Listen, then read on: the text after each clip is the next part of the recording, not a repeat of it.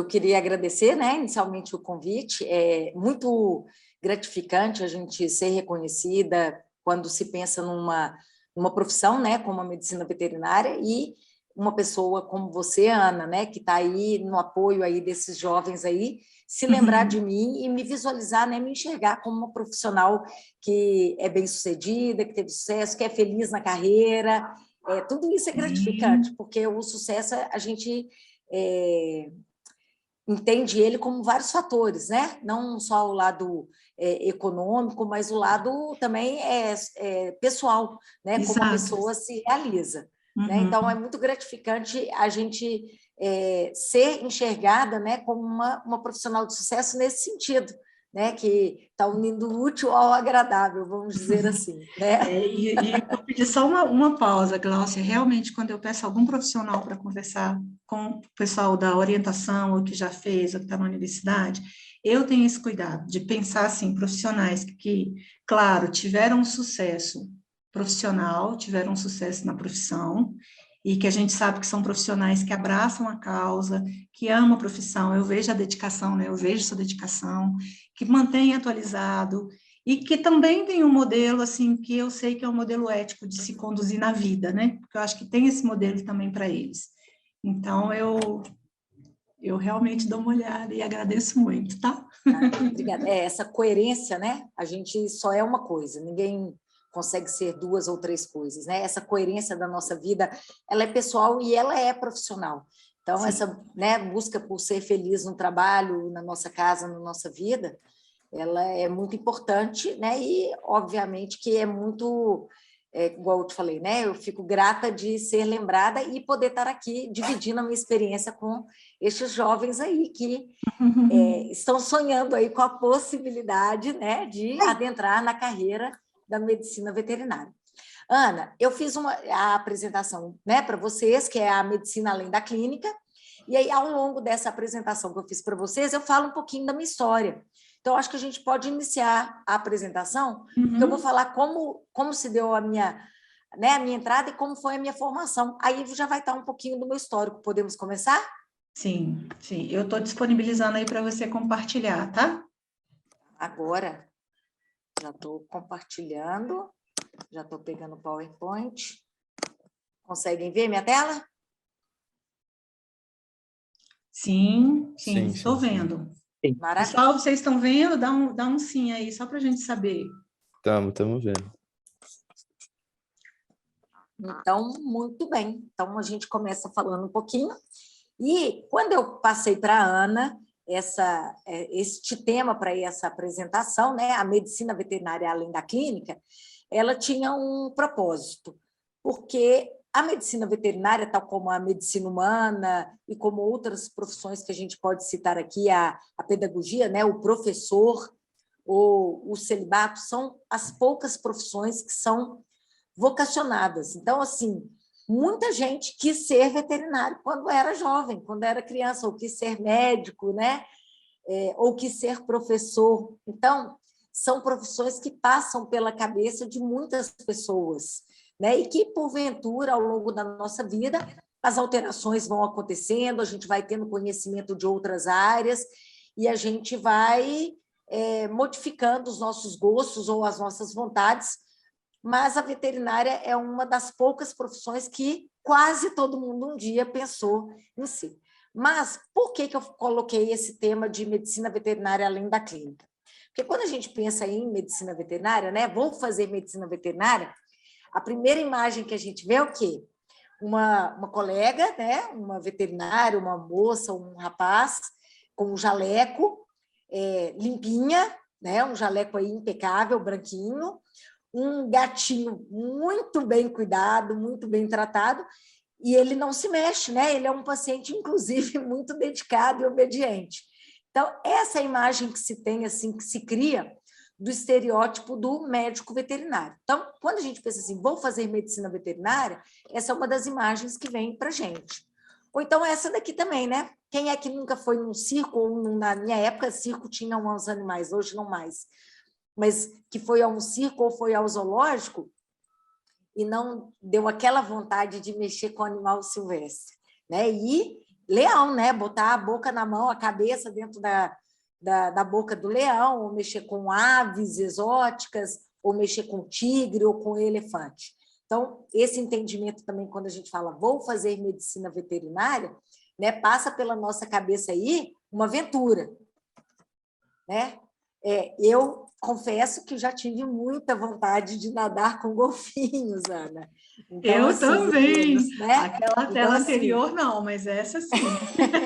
então, assim, a gente também pensa em biologia marinha, ou mexer com peixe. Na nossa época, vocês são muito jovens, mas a gente tinha uns programas que passavam aos domingos, que era do Jacques Cousteau. Então, ele fazia expedições na Antártida, fazia expedições pela África, e a gente acompanhava e via aquilo ali maravilhado. E a gente entendia que aquilo ali também era a medicina veterinária, né? Então, assim, a gente idealiza, né, a parte vocacional e do amor e da paixão para cenas como essa aí que eu estou mostrando para vocês, né? Olha essas duas aí, que bacana, né? Lindas, cabelos ao vento, fazendo um curativo num cavalo super bem preparado, atlético, né? Passando aí a proteção. Então, a gente idealiza essas situações, que são as situações, obviamente, que a gente vai passar por isso na medicina veterinária, né? Mas a gente também passa... É o cavalo paradinho, né? Olha que bonito. Não, todos os pacientes das fotos são ótimos pacientes, né? Nenhum arranha, nenhum morde, nenhum te ataca, te avança, nenhum te dá um coice, né? São todos ótimos. Então, assim, a gente idealiza essas situações, né? Obviamente que elas existem, mas a gente também tem as situações que são complicadas, que são difíceis, e que são a grande maioria. E isso eu posso dizer para vocês que não é só da veterinária, da grande maioria das profissões. A gente tem, claro, as boas situações, mas a gente tem as situações que são complexas e que exigem da gente conhecimento, dedicação, empatia, né? E estudo, e muitas horas de trabalho aí para conseguir, né, ter um sucesso aí num protocolo, num diagnóstico e salvar uma vida, por exemplo, né, que é o nosso caso. Aí, que gracinha, né? Eu tive agora na Exposebu na semana passada e, obviamente, que eu fiz várias fotos, depois eu posso mandar para você, Ana, você manda para os meninos. Mas a foto que fez mais sucesso foi eu e um bezerro de Nelore, porque o Nelore é grande, é forte, é bravo, mas tinha um filhotinho lá, um bezerrinho que eles colocaram. Era o galpão mais cheio, gente. Todo mundo queria tirar foto com o bezerrinho. Então, é muito doce, né? A nossa profissão tem esse lado da docilidade, né? Do amor, do animal, da fragilidade do animal, né? Da necessidade de cuidados especiais, seja um animal silvestre, um animal de produção ou um pet. Então, isso enche os olhos e enche o coração da gente. Então, quando a gente fala, vou fazer medicina veterinária, é isso aí, gente, que a gente está vendo. Olha aí, um pós-nascimento, aí, uma pós-cesárea, né? Dá vontade de ficar com a gente, de tirar da mãe e pegar para a gente, né? E ficar no colo, e dar mamadeira, e cuidar. Então, é isso que remete à medicina. Sempre está associada à medicina veterinária ao amor, à paixão aos animais, aos cuidados, e é isso daí que eu mostrei para vocês, né? Então, eu trouxe aqui uma página para vocês do Google, quando você coloca a palavra médico veterinário. Olha só o que aparece, minha gente. Olha os cachorrinhos, as caras, né? Olha a alegria dos veterinários, né? Todos sorridentes, bem penteados, jalecos super limpos, pacientes que não dão trabalho, não arranham, colaborativos, né? Então, essa é a imagem da medicina veterinária, mas ela não é real, tá, gente? Obviamente que quem vai para a clínica, essa é a realidade, com aquelas pontuações que falei para vocês. Pacientes graves, paciente atropelado, paciente que tiveram convulsões, paciente em choque. Isso chega na clínica veterinária, chega num plantão, né? Isso aí que está mostrando o Google para vocês, isso aí um modelo, são modelos, né? Modelos de pessoas e modelos de cães, né? Isso daí não é a nossa vida real. Ela acontece? Acontece, mas não na frequência que a gente gostaria, porque isso não é a realidade. Então, a gente vai falar um pouquinho sobre essa parte da vocação e da profissão, que entra a minha parte, né? Que eu falei que eu ia falar um pouquinho de mim. Então, Eu não sei se, Ana, eu posso falar um pouquinho disso de vocação e profissão? Por favor, Pode? claro, Então, claro, assim, é essa a Rodrigo, ideia. A gente pode conversar, eles podem fazer perguntas pelo chat ou aqui pelo WhatsApp, e a gente vai então, conversando. Por favor, maravilha. essa é a ideia, Gláucia. Então, assim, quando a gente fala de vocação, né, porque esse trabalho do vocacionado, né, da orientação, né, do trabalho que a doutora Ana Paula faz com vocês, tem um lado da vocação, mas tem um lado da profissão, que não necessariamente andam juntas. Né? O que seria essa vocação? É a sua disposição, né, a inclinação, a aptidão, a paixão por alguma atividade. E o lado da profissão é aquilo que você vai exercer que vai te trazer algum retorno. Né? Você vai estar trabalhando, é uma profissão, e que vai te trazer um lado econômico, um lado do dinheiro financeiro, e vai te trazer uma vida com bem-estar. Né? Aquilo vai estar te trazendo bem-estar. Dá para conciliar as duas coisas? Claro que dá. Esse é o melhor dos mundos? É o melhor dos mundos. Quando você tem disposição, inclinação, aptidão, paixão e ainda vive disso, né? Ganha dinheiro e vive bem. Tá? Mas veterinário come, veterinário mora, veterinário veste. Então, o amor aos animais, ele tem que trazer um retorno financeiro. E isso é um dos probleminhas da nossa profissão, porque, e na medicina humana, acredito que também, as pessoas acham que a gente faz só por vocação, e que não é uma profissão. Então, elas acham que você vai dar uma olhadinha no animal, vai dar uma cuidadinha, vai fazer um curativo, vai ajudar, porque você fez um juramento, né, de salvar vidas. Sim, nós fizemos, mas eu também tenho filho, eu também como, eu também moro, eu também pago conta e também tenho boleto. Então, é também a minha profissão. Isso é uma das coisas do desgaste da profissão, sabe, Ana? Uhum. A medicina veterinária, ela traz essa crise de identidade quando se junta vocação e profissão, porque nós temos o entendimento realmente de fazer o melhor e salvar, mas aquilo ali é o nosso ganha-pão, foi o que eu escolhi para me trazer dinheiro e me trazer bem-estar, tá? Então, é um dos gargalos da profissão do médico veterinário, porque você também passa a ser o médico da família, né? O tio tem cachorro, o outro tio tem uma fazenda, o outro tem um cavalo, e nem sempre a gente sabe tudo. Na verdade, na maior parte das vezes, a gente não sabe tudo, né? Mas aí o tio vai lá e fala assim, faz veterinária e não consegue me ajudar. Faz veterinária e não pode ir no sítio. Faz veterinária e não pode vacinar meu cachorro, tá? Então, esses são os gargalos do processo, desde a formação até depois que a gente forma, porque a gente cria essa junção de vocação e profissão e há uma dificuldade da sociedade de entender que somos profissionais. E, tá? Gláucia, você está falando, se eu te interromper e te atrapalhar, você me fala, mas é porque eu estou aqui pensando isso. como que essa também é um preconceito e uma ideia muito antiga do que é ser veterinário, né? Acho que você vai também falar disso, mas é essa ideia. Eu já vi, por exemplo, eu estava numa loja fazendo compras aqui para as minhas cachorrinhas, e eu vi um paciente reclamando na sala do veterinário. Ué, mas eu vou ter que pagar outra consulta? Eu tive aqui há 3 meses atrás, e na hora quase eu tive vontade de responder, né? É muito legal porque isso. Tem essa junção da vocação com a profissão, e socialmente há essa culpa, né? De como que eu estou cobrando por uma coisa que eu amo fazer. Sim. Né? Olha que loucura. Mas somos profissionais, somos éticos, e temos que saber pontuar e colocar isso daí na nossa vida, como se fosse a escolha de uma outra profissão. Tá? Então, isso daí é uma das que nos traz esse peso à profissão do médico veterinário. Tá? Então, vamos lá, eu vou falar um pouquinho da minha história, tá joia? O meu pai fez aquele curso de contabilidade técnico, naquela época que fazia o curso técnico, era o científico, né? Então, você escolhia já uma profissão, as mulheres tendiam a escolher o magistério e os homens escolhiam um curso técnico, que na época meu pai fez um curso de contabilidade, que era o 2º grau, mas que ele dava autorização para a pessoa ser contador. Então, meu pai tinha essa primeira formação. Depois, já depois de casado e com filhos, ele fez um curso de engenharia. E no ano que meu irmão fez direito, o meu irmão mais velho fez direito, o meu pai também prestou vestibular para administração. E os dois fizeram, na Federal, o curso de Direito e Administração juntos.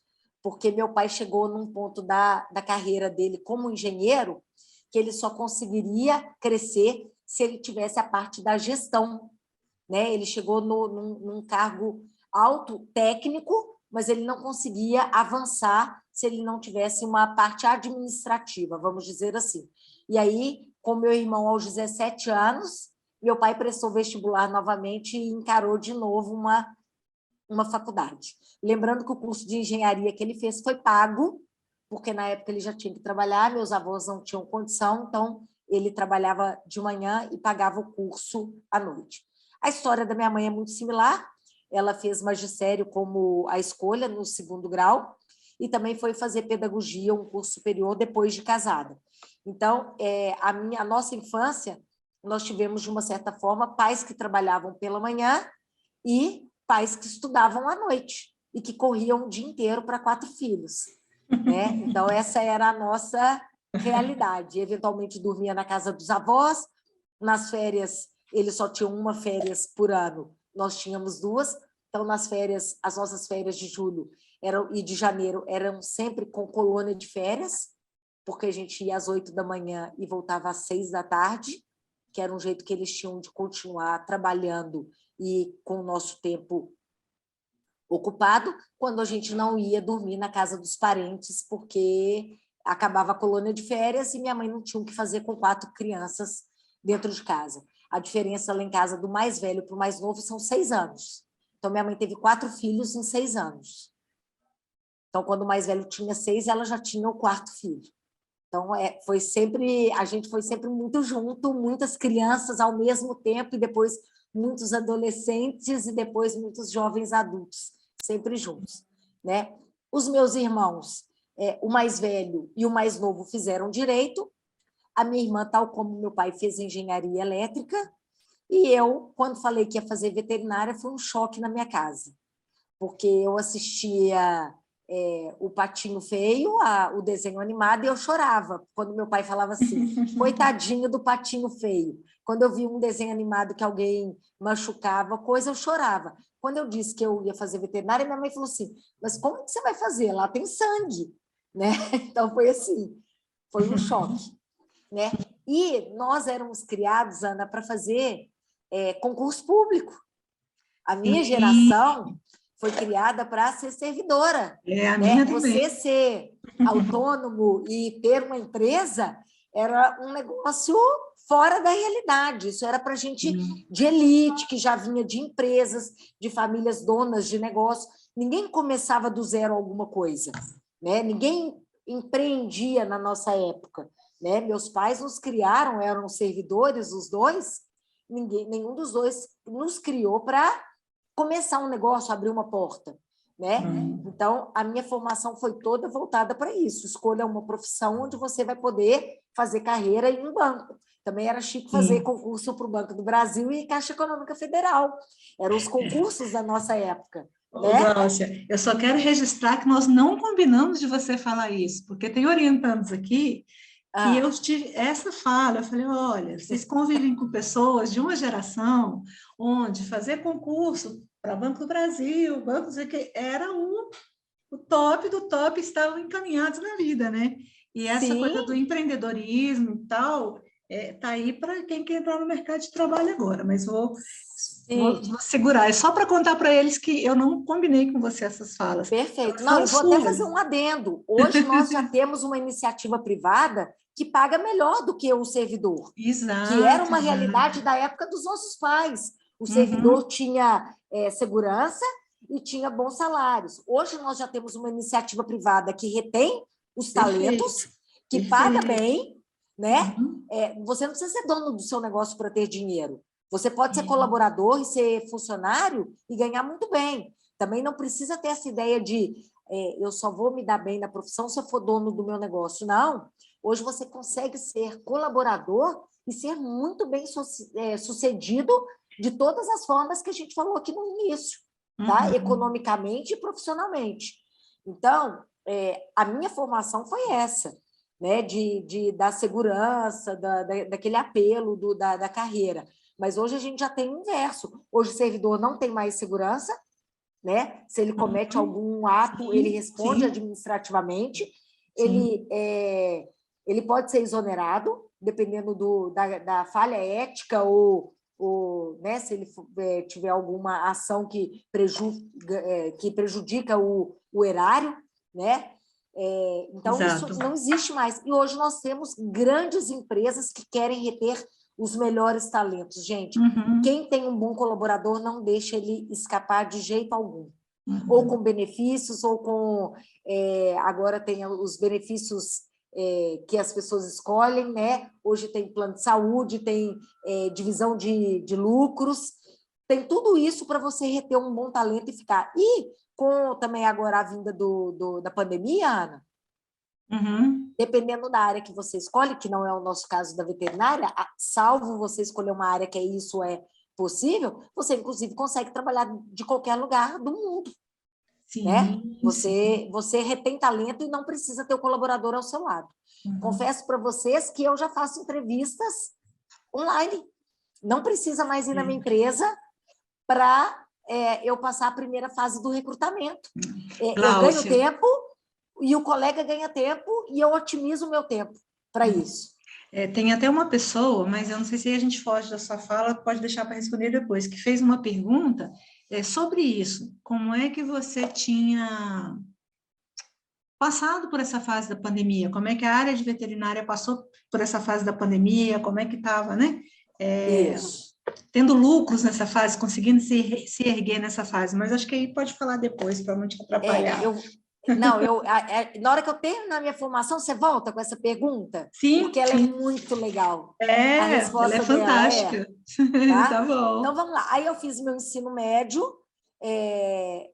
Durante o meu ensino médio, os meus pais fizeram a aquisição de um sítio e tinha um gado de leite lá. E aí, na nossa época também, Ana, não tinha isso de escolher com tanta antecedência, de se preocupar. A gente escolhia a nossa profissão no último semestre do 3º ano, né? Sim. Era quando você lá pagavam as turmas. Lá na portinha, lá na hora da inscrição.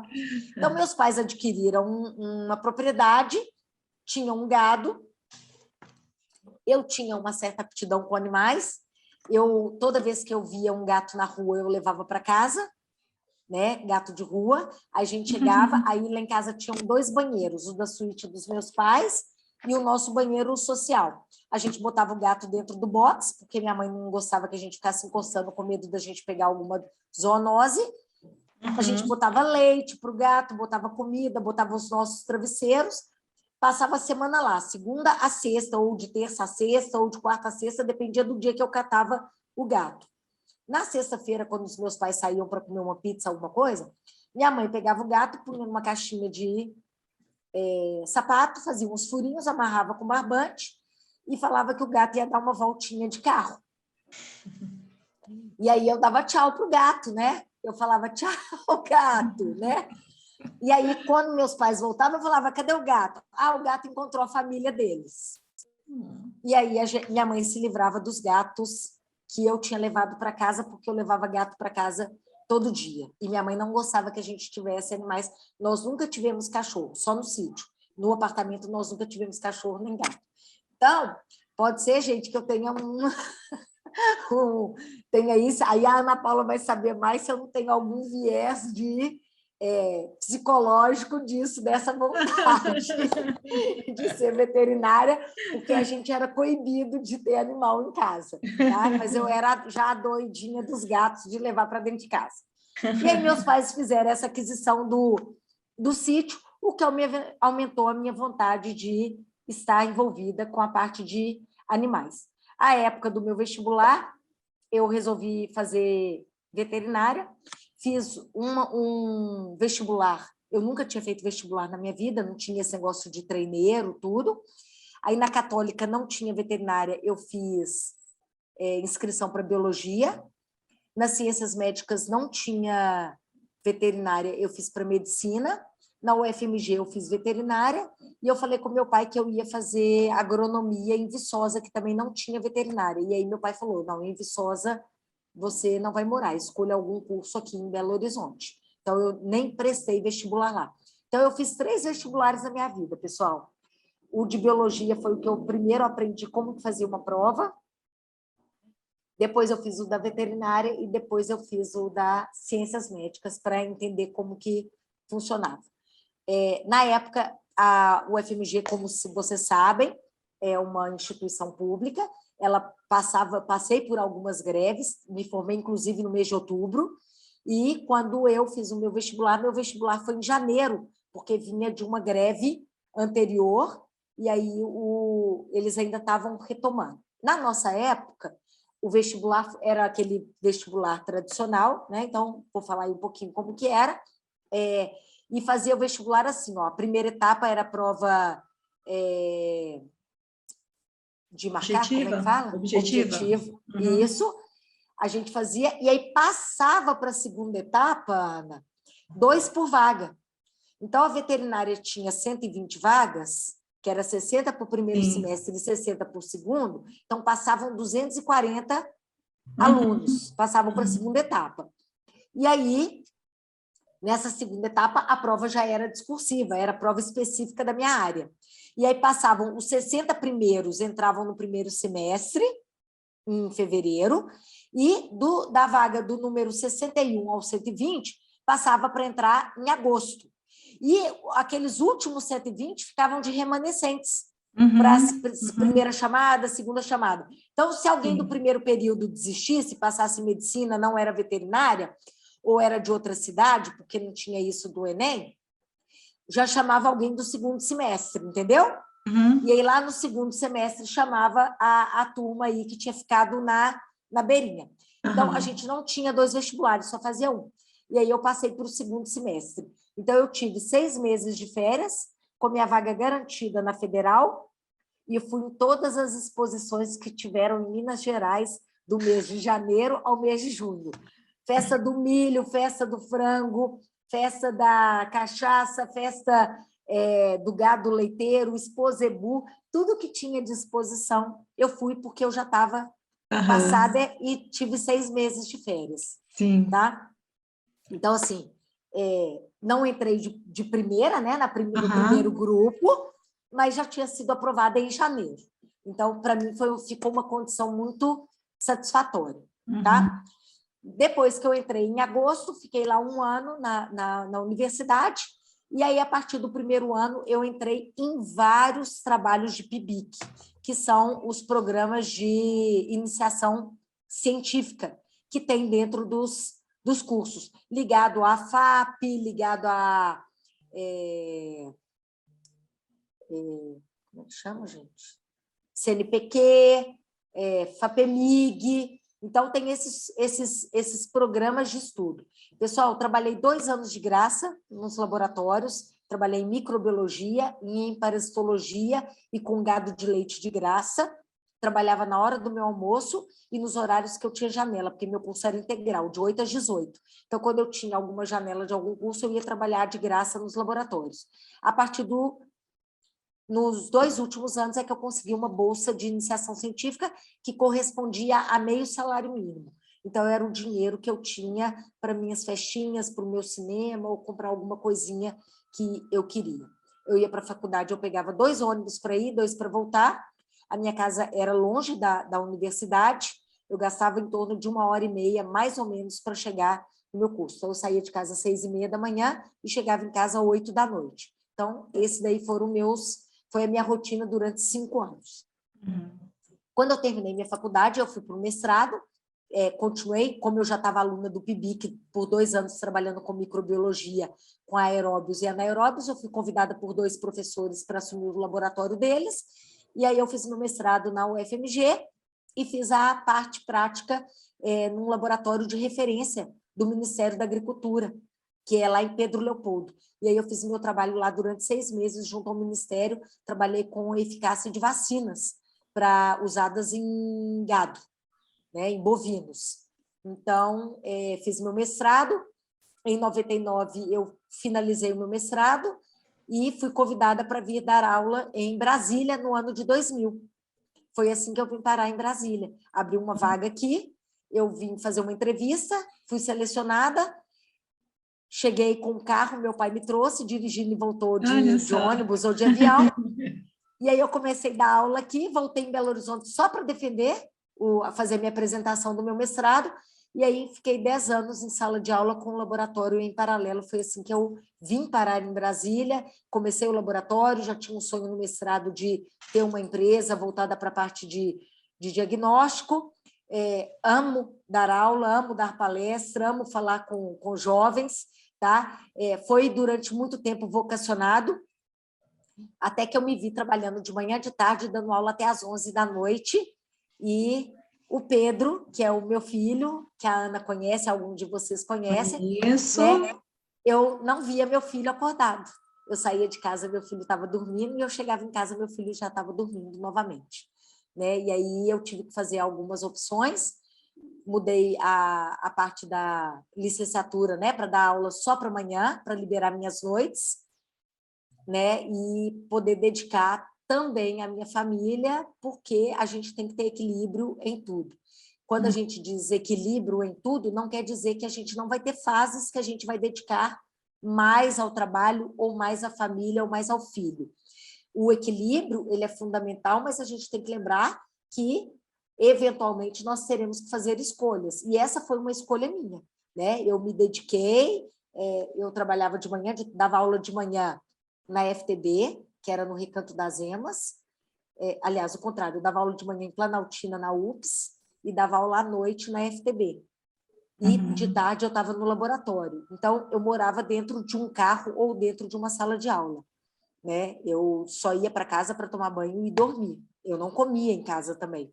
Mas foi uma escolha consciente, né? A minha maternidade foi planejada, e depois, quando eu larguei a sala de aula, ela também foi planejada, né? Foi o momento que eu vi que eu precisava dedicar um pouco mais. Então, a gente busca o equilíbrio, tá? Mas, eventualmente, a gente sabe que a gente vai ter fases de dedicação maior a alguma das áreas da nossa vida. Então, lembrem-se disso, tá? Que a gente não tem equilíbrio o tempo todo, né? E sucesso, pessoal, não é dinheiro, tá? Obviamente que hoje eu me encontro numa situação satisfatória, né? Eu tenho sucesso também na parte financeira, mas o maior sucesso que alguém pode ter se chama liberdade de tempo. Hoje eu escolhi estar aqui para falar com vocês. Eu não precisei me planejar com muita antecedência, né? Porque eu tenho a liberdade do meu tempo. Isso é o maior sucesso que alguém pode precioso, alcançar. Né?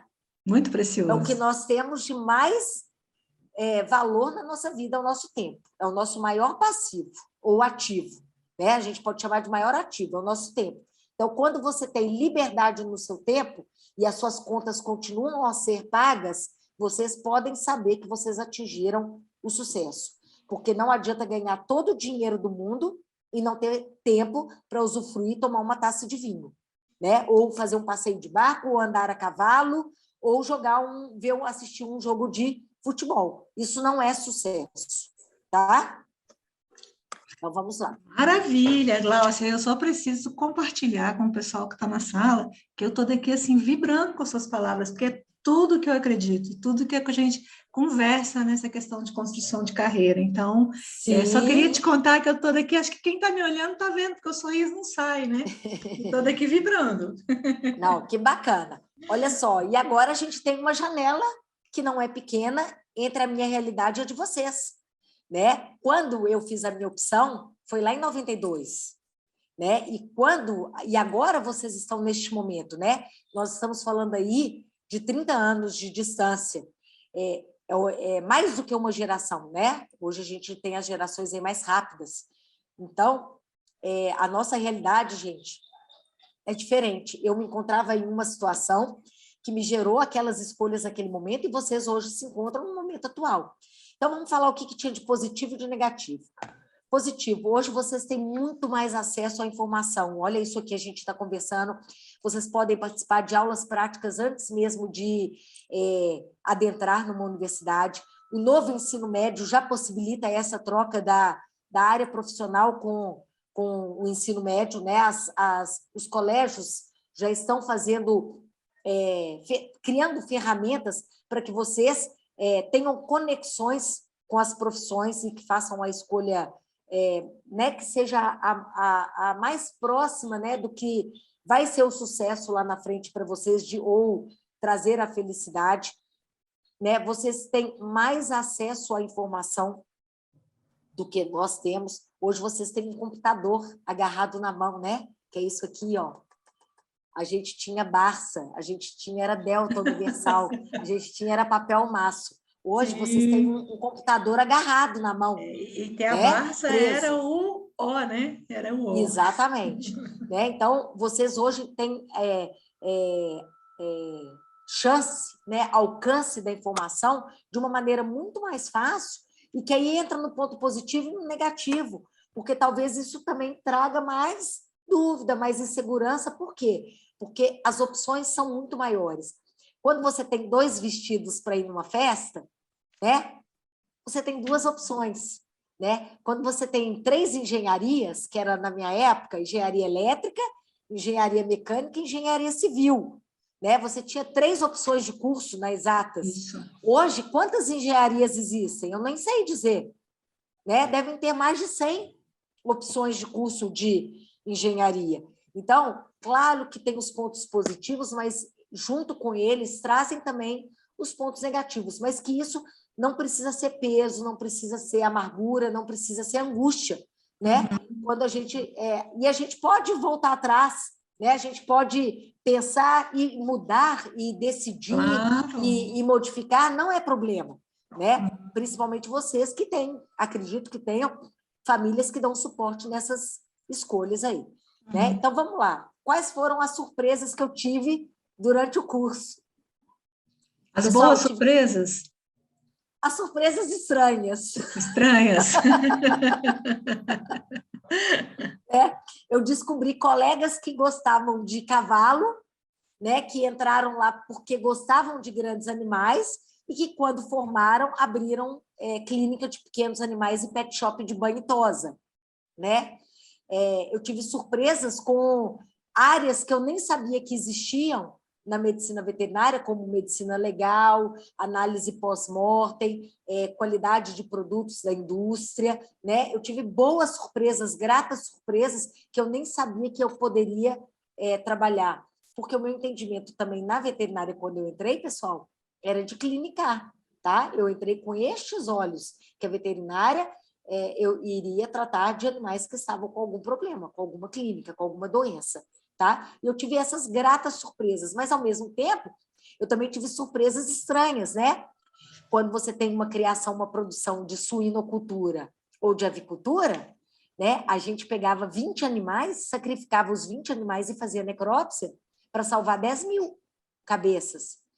Foi um susto, né? Você abate animais para ver quais eram as alterações macroscópicas, para descobrir qual era a doença, para que aquele galpão inteiro não viesse a óbito e você não perdesse uma produção. Né? Eu entrei na faculdade, um frango entrava num galpão com pintinho, né, de um dia, aquela fofura, depois passava por aquela transição horrorosa, e aí ele saía do galpão depois de 42 dias com 2,1 kg. Quando eu me formei, ele entrava com um dia, ele saía com 21 dias com 4,2 kg, inverteu. Opa. Né? Ele ganhava o dobro do peso em metade do tempo. Por quê? Porque se teve melhoramento genético, que era uma área também que eu não sabia que tinha, cruzamentos. Tem avozeiro, gente. Vocês sabem o que é avozeiro? São as matrizes. São as matrizes, são as avós que vão produzir as matrizes para gerar os pintinhos de um dia. Então, você tem avozeiro, tem fazenda só de avozeiro. É ele que fornece os animais para quem vai fazer só a parte da engorda. Né? Então, é um universo que eu nem sabia que existia. Eu fiz um curso em Fortaleza de peixe, de reprodução de peixe, né? Em que a gente colocava lá as cânulas para pegar o ovócito e aumentar a reprodução. Então, era um universo desconhecido. Então, eu tive várias surpresas na área da veterinária, que foram gratas surpresas de como a nossa área é rica, como a nossa área é promissora. Nós podemos falar, Ana, quem segura o nosso país é a agroindústria, tá? Falo isso de boca cheia, com muito orgulho. O agro não parou, tá? O alimento continuou a ser produzido, o gado continuou pastando e comendo, produzindo leite, o milho não parou de crescer, nem a soja, tá? Então, a agroindústria ela não parou nem na pandemia e ela não vai parar nunca, porque nós temos 7 bilhões de pessoas para comer, tá? Então, nossa área ainda tem muito campo, tá? Está saturada? Nunca. Tá? Sabe aquelas coisas de curso, está saturado? Medicina, engenharia, arquitetura, que tinha aquelas coisas assim, nutricionista, tudo? A veterinária nunca vai estar saturada.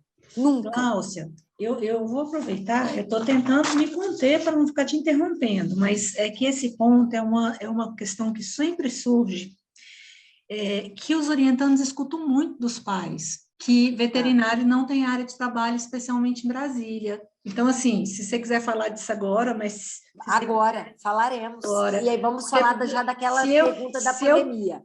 Se eu ouvir a sua fala, isso, na verdade, é um grande preconceito, é uma informação super errada, que a maioria das pessoas acredita que veterinária não tem campo de trabalho, e que quem se forma em veterinária vai, tipo assim, trabalhar só ali em clínica dos outros e tal, sem ganhar muito. É isso que chega no consultório, sabia? Entendi. Então, vamos lá. A gente está tendo, desde o dia 17, e vamos ter até domingo, e todos são convidados, nós estamos tendo a Agrobrasília lá no PADEF, lá depois do Lago Sul. É a maior feira agropecuária de tecnologia da América Latina, em Brasília. Tá? Eu posso mandar um link para vocês, tem tudo. Utilização de drone, inseto de controle biológico, trator, irrigação, fertilização in vitro, venda de embrião, gado de leite. Não sei se vocês sabem, nós temos um cinturão vegetal e um polo de produção em Brasília gigantesco, né? Um cinturão verde e um polo. Nós somos um dos produtores de leite A2A2, que é um leite para quem tem problemas de intolerância ou alergia à proteína do leite. Então, nós temos aqui grandes fazendas no entorno e na região de Brasília que são pioneiras a parte de fertilização in vitro e de clonagem de embriões e de animais. Nós tivemos um experimento aqui há 8 anos atrás, com o nascimento do primeiro bezerro. Nós temos aqui a Embrapa e o Senargem, né, que dão um show no mundo inteiro com tecnologia de ponta de reprodução. Olha só. Né? Então, assim, nós temos aqui várias indústrias. Vamos ter agora um encontro dia 26 de junho do SEBRAE, junto com a UNB, com feira de saúde, de tecnologia na área de saúde, engenharia voltada para a área de saúde, no dia 26. Então, assim, tem muita área para trabalhar, porque veterinária não é só clínica, né? E aí eu posso exemplificar para vocês que a gente vai falar das áreas que tem de veterinária, mas eu tenho colegas que trabalham em diversas áreas completamente diferentes do que é o tradicional, que é aquilo que a gente falou. Médico veterinário que coloca no Google vai vir um cachorrinho e um gatinho, né? Mas a veterinária é muito ampla. Carrefour tem veterinário? Tem. Pão de Açúcar tem veterinário? Tem. Big Box tem veterinário? Tem que ter. Restaurante tem que ter veterinário? Tem. Todos os estabelecimentos que trabalham com produtos de origem animal tem que ter médico veterinário. Quais são os produtos de origem animal? Carne, leite, ovos, pescado e mel. É tudo exclusivo do médico veterinário. Então, quer trabalhar com mel? Veterinário. Quer trabalhar com peixe? Veterinário. Não tem como escapar da gente, tá? Maravilha. Tá? Toda a nossa cadeia, gente, do que a gente veste ao que a gente come e a gente mora, é a medicina veterinária. Obviamente que eu sou suspeita para falar, porque eu tenho o lado profissional e o lado vocacional. É com muita paixão que eu falo para vocês, tá? Mas eu seria uma ótima profissional em outras áreas, tá, Ana? Eu sei, Eu eu juntei a sei. profissão com a vocação, mas eu seria uma ótima professora, eu seria uma ótima publicitária, eu seria uma ótima advogada, porque o que eu me Sem dedico dúvida. a falar e a fazer, eu dedico com o meu melhor e com amor, né? E aí a Sim. minha vocação iria para outras coisas, né? Que é o Uhum. que eu sempre falo. Eventualmente teremos profissões que serão para trabalhar e a vocação vai ser o hobby. Então, a minha profissão tem que me dar sustento para que eu possa o quê? Fazer a minha vocação, né? Assim, ter tempo para a minha vocação. Cláudia, é Óbvio, legal. se for junto, é bom, mas se não for, a profissão é que sustenta a vocação. Sim, é legal você falar disso, porque eu converso muito com os orientandos e as famílias, isso que você está falando, que cada um de nós, na verdade, faz muito bem mais de uma profissão, e que o ideal é Sim, isso, a gente avaliar as nossas habilidades, aquilo que a gente gosta, o que que tem uma avaliação bem realista em termos de mercado de trabalho, para onde eu quero seguir, e dar o ponto de partida, né? E dar o ponto de partida. Mas eu não tenho dúvida disso que você está falando, e te conhecendo um pouquinho, eu sei que você faria mil coisas muito bem. Eu sim. carimbo. E, Ana, se eu tivesse que ser costureira, que você já sabe que eu costuro, Sei, né? sei, Mas já se fosse a recebi, minha inclusive, profissão, alguns presentes. isso. Mas, vamos lá, se a costura é uma vocação, é um hobby que eu Um tenho, hobby. mas vamos supor que ela fosse a minha profissão, tá? Uhum. Eu estou para te dizer que eu teria o mesmo sucesso financeiro. Eu acredito. Tá? Eu Por quê? Porque eu acredito. iria me dedicar, eu ia correr atrás, eu ia fazer avaliação de mercado, igual você falou, eu ia para os nichos onde tem deficiência. Então, é isso que você falou. Nós, gente, nós somos versáteis, nós somos seres humanos, né? Sim, Gláucia, olha, eu estou aqui assim pulando de alegria, de verdade. E É, depois eu vou te convidar para a gente fazer uma outra coisa sobre empreendedorismo, tá? Vamos já deixar perfeito, combinado maravilha, para estou à disposição. eu não te tirar aqui também de você. Mas é isso que você está falando, esse perfil empreendedor, que é tudo que o mercado está pedindo também, né? Sim, jogo de cintura, e você se adapta, né? E você ajusta a necessidade do mercado. E vocês acham que eu não me ajustei? Então, vamos lá para a pandemia, para a pergunta aí do colega. Veterinário riu até as orelhas na pandemia, tá? Vou falar por quê? O clínico de pequenos. O da agroindústria, vocês já sabem.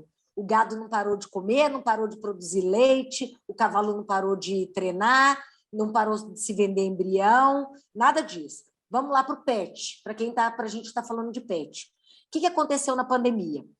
Na clínica veterinária, nós temos alguns dias que são os dias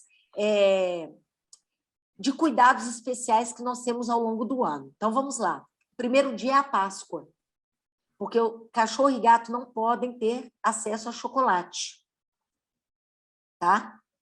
Porque Olha, intoxica, eles não têm uma enzima que degrada o chocolate e o chocolate se torna uma substância tóxica e os animais podem, inclusive, virar óbito. Então, chocolate, a Páscoa é uma data para a gente perigosa. Na segunda e na terça-feira, a gente tem muitos acidentes, muita internação pós-Páscoa. Depois, as outras duas datas.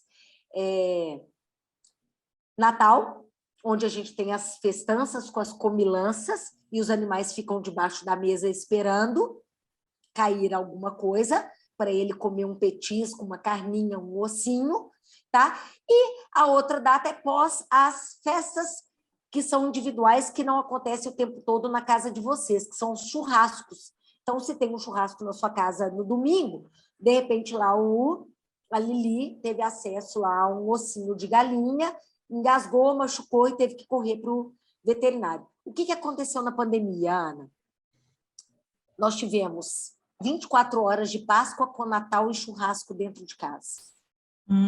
Nós tivemos crianças, idosos e adultos, carentes ou não em home office, fazendo sim, chamego com seus animais. Então, nós sim. tivemos animais que tiveram acesso a petisco, a chocolate, a carninha, a biscoito, tá? Durante 24 meses. Então, nós tivemos 365 datas festivas durante a pandemia.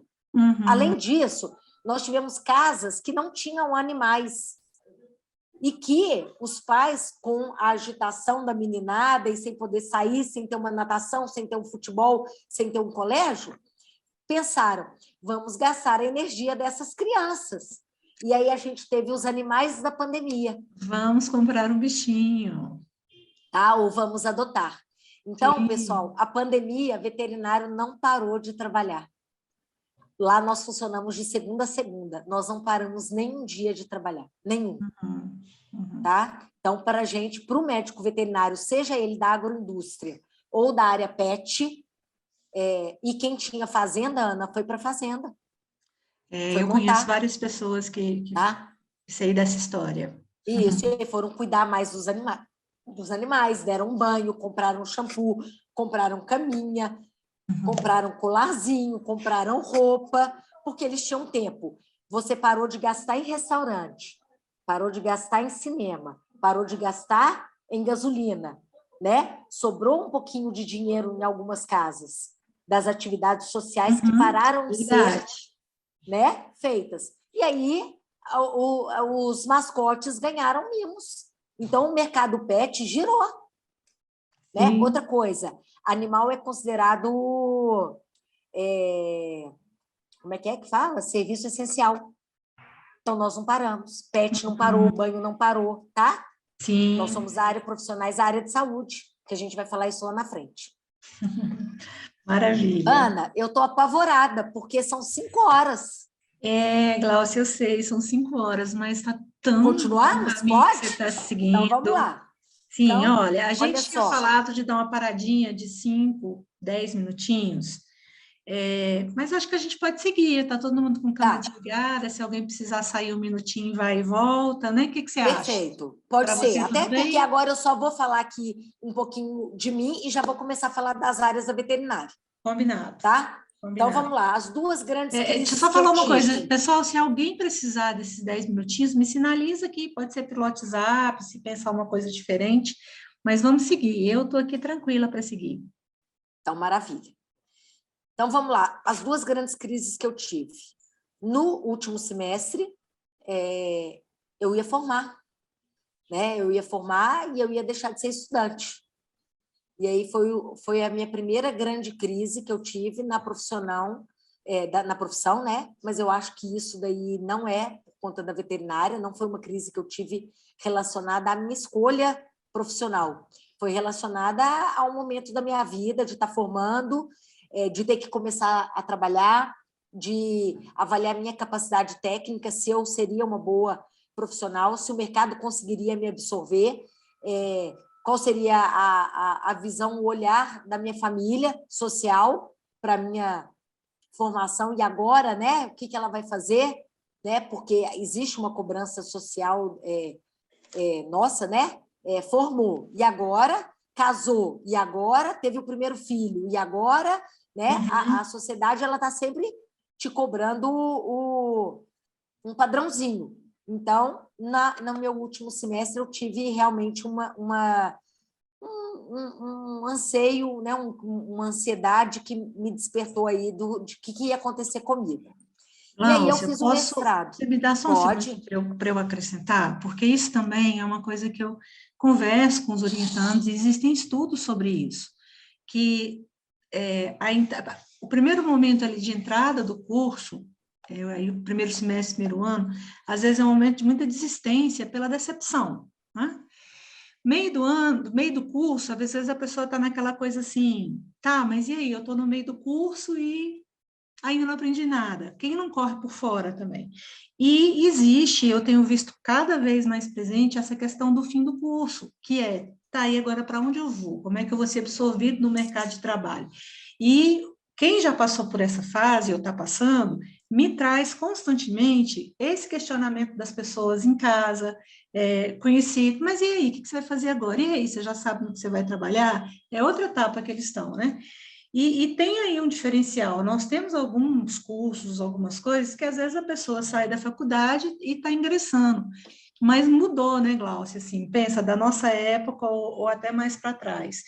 existia uma facilidade para entrar no mercado de trabalho. Hoje, ninguém entra mais sem correr atrás de um mestrado, de uma especialização, de um outro curso, né? Então, assim, só para complementar isso aí que você está falando, porque é uma tecla que eu já conversei muito com todos, então estou querendo aproveitar o gancho que você deu para relembrar, porque é perfeito isso aí que você falou, é um momento de crise mesmo, importante. Isso. Porque você se questiona até a sua capacidade técnica, né? Se você está preparado. Sim. Mas, enfim, Ana, e isso é que você real, falou. né? É real, tem muita coisa que é só depois. Tá? E olha só, o mercado cobra a capacidade técnica do profissional. O nosso curso é um curso muito técnico, não é um curso de gestão. Então, se possível, fazer cursos de gestão paralelos, a parte de controle financeiro, né, de empresa, tudo, independente da área que vocês forem mexer, isso para a própria vida. Porque muitas vezes o empreendedor, né, e isso culturalmente do brasileiro, ele mistura a pessoa física com a pessoa jurídica. Né? Ele não faz esse discernimento. E isso é muito importante para o sucesso da carreira. Porque, eventualmente, você acha que não tem sucesso, mas é porque você não tem gestão. Você é um ótimo profissional, é competente. Né? E outra coisa, é importante estudar, é importante trabalhar, tá? Mas é importante a experiência. Então, eu já tive colaboradores que passaram por mim, Ana, aqui na empresa, que tinham mestrado, tinham doutorado, tinham pós-doc, tinham especialização e tinham 40 anos e que nunca tinham trabalhado. Tá? Sim. E eles não foram absorvidos pela iniciativa privada. Claro. Porque eles não têm jogo de cintura para iniciativa privada. Sim. Porque eles ficaram na academia muito tempo. Então, tem que saber conciliar esse equilíbrio, tem que estar preparado, mas chega uma hora que você tem que ir para, como é que fala? Para o jogo, ir para a guerra. Cláudia, e continuar se capacitando. Nós temos aí, ouvindo você, pessoas que estão no ensino médio, nós temos gente entrando na universidade, acabando de entrar e que às vezes pegou só essa coisa online, tem gente no meio do curso que já está estagiando, tem gente em fim de curso e tem gente já formado, com 2 graduações. Então, nós temos, né? E isso que você está falando é tão verdade, então, assim, só estou reforçando para quem está no meio do curso e está estagiando, a importância de passar pelas experiências, né? A importância de desde cedo, né? Claro, tem que você falou, você também escreveu, você fez PIBIC, você fez publicação, como que tudo isso forma um conjunto de lá, depois você ter tido os resultados que você teve, né? E dar a cara para a experiência, né? Sim, e aqui, botar a mão na massa, e principalmente, Ana, eu posso dizer que fui privilegiada, né? Eu não precisei trabalhar durante a minha graduação. Isso foi uma realidade que não é a realidade de muitos, ok? Sim. Mas eu fui privilegiada nesse sentido. E me coloquei à disposição para vários trabalhos em que eu gastava para me locomover, pegava ônibus e não tinha finais de semana para aprender. Sim, né? Então, eu não medi esforços, porque eu entendia que eu tinha um privilégio, né, de não precisar pagar para comer e para morar. Então, eu tinha condições de trabalhar para alguém de graça. E isso acrescentou demais a minha experiência, não só profissional, mas profissional que eu falo técnica, Ana, mas na minha experiência pessoal de vida. Claro. Tá? Eu compartilho disso com você. Eu também passei por isso, Cláudia. Aquela coisa que eu falava assim, eu estou ali para aprender. O aprender já era um pagamento que eu tinha, porque eu jamais ia encontrar isso em universidade nenhuma. Sim. Acho que é disso também que você está falando, né? E a gente não tinha imediatismo, né, Ana? Isso. A gente não pode ter essa ansiedade do para ontem ou para agora, né? Por quê? Para construir um nome, gente, são anos, né? Para construir uma experiência. Por isso que tem aquilo do cabelo branco, né? Isso veio junto com o cabelo branco. Quando a gente fala isso, né? Há o fundo da verdade disso, da experiência e da jornada. Obviamente que eu jamais teria esse conhecimento que eu tenho hoje, logo que eu formei. Né? Foi uma caminhada com erros e acertos. Muitos erros e provavelmente poucos acertos. né? Mas que com os erros é que me possibilitaram fazer depois as boas escolhas. Então, assim, para aqueles que estão no meio ou que estão terminando, né? Buscar oportunidades de aprendizado é fundamental, porque esse submeter, às vezes a pessoa fala assim, eu não vou me submeter a isso, né? É uma troca. Exato, Gláucia, exato. É uma troca, né? Se submetam, né? Se vocês têm esse entendimento, se submetam. É um momento de Trabalhem de aprender. graça. É um momento de aprender.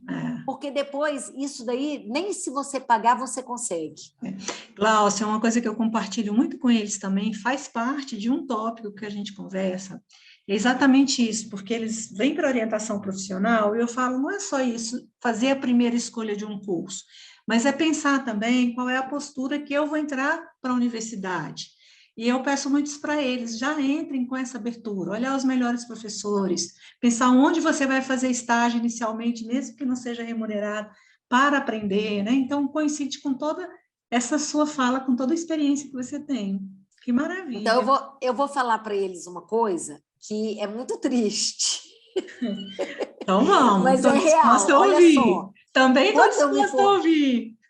Quando eu me formei, que eu tive essa primeira crise do meu questionamento da minha capacidade, foi porque eu sabia qual era o meu potencial e eu não me dediquei quanto eu poderia.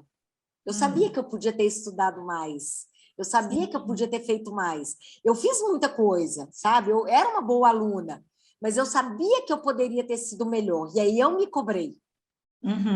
Entendeu? Então, isso que você está falando aí é sobre isso. Façam o seu melhor desde o início. Tá? Porque junto com as matérias da veterinária, eu fiz truco, eu fiz ping-pong, eu fiz sinuca, tá? Eu fiz outras matérias optativas. Mas faz parte do meu currículo também, né?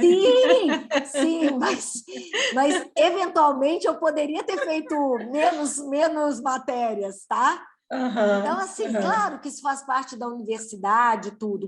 O meu colégio, Ana, tinha bedel. Para ir no banheiro ou para ir na enfermaria, tinha que pedir e carimbar na agenda. Quando eu cheguei numa universidade que eu levantava da sala a hora que eu queria, eu simplesmente enlouquecia, né? Eu ia jogar ping-pong na hora da aula. Entendeu? Sim. Então é isso, pessoal, dediquem-se. Porque depois eu arrependi, tá? Mas aí eu corri atrás do mestrado. E aí foi minha segunda grande crise. Porque aí eu falei, agora eu vou correr atrás do que eu não fiz na graduação, que eu podia ter feito melhor. E aí eu falei para mim mesma que eu passaria no mestrado com todas as disciplinas, os 24 créditos com nota A. E aí, quando eu terminei as disciplinas, eu fiquei 30 dias de cama. Porque é sobre-humano.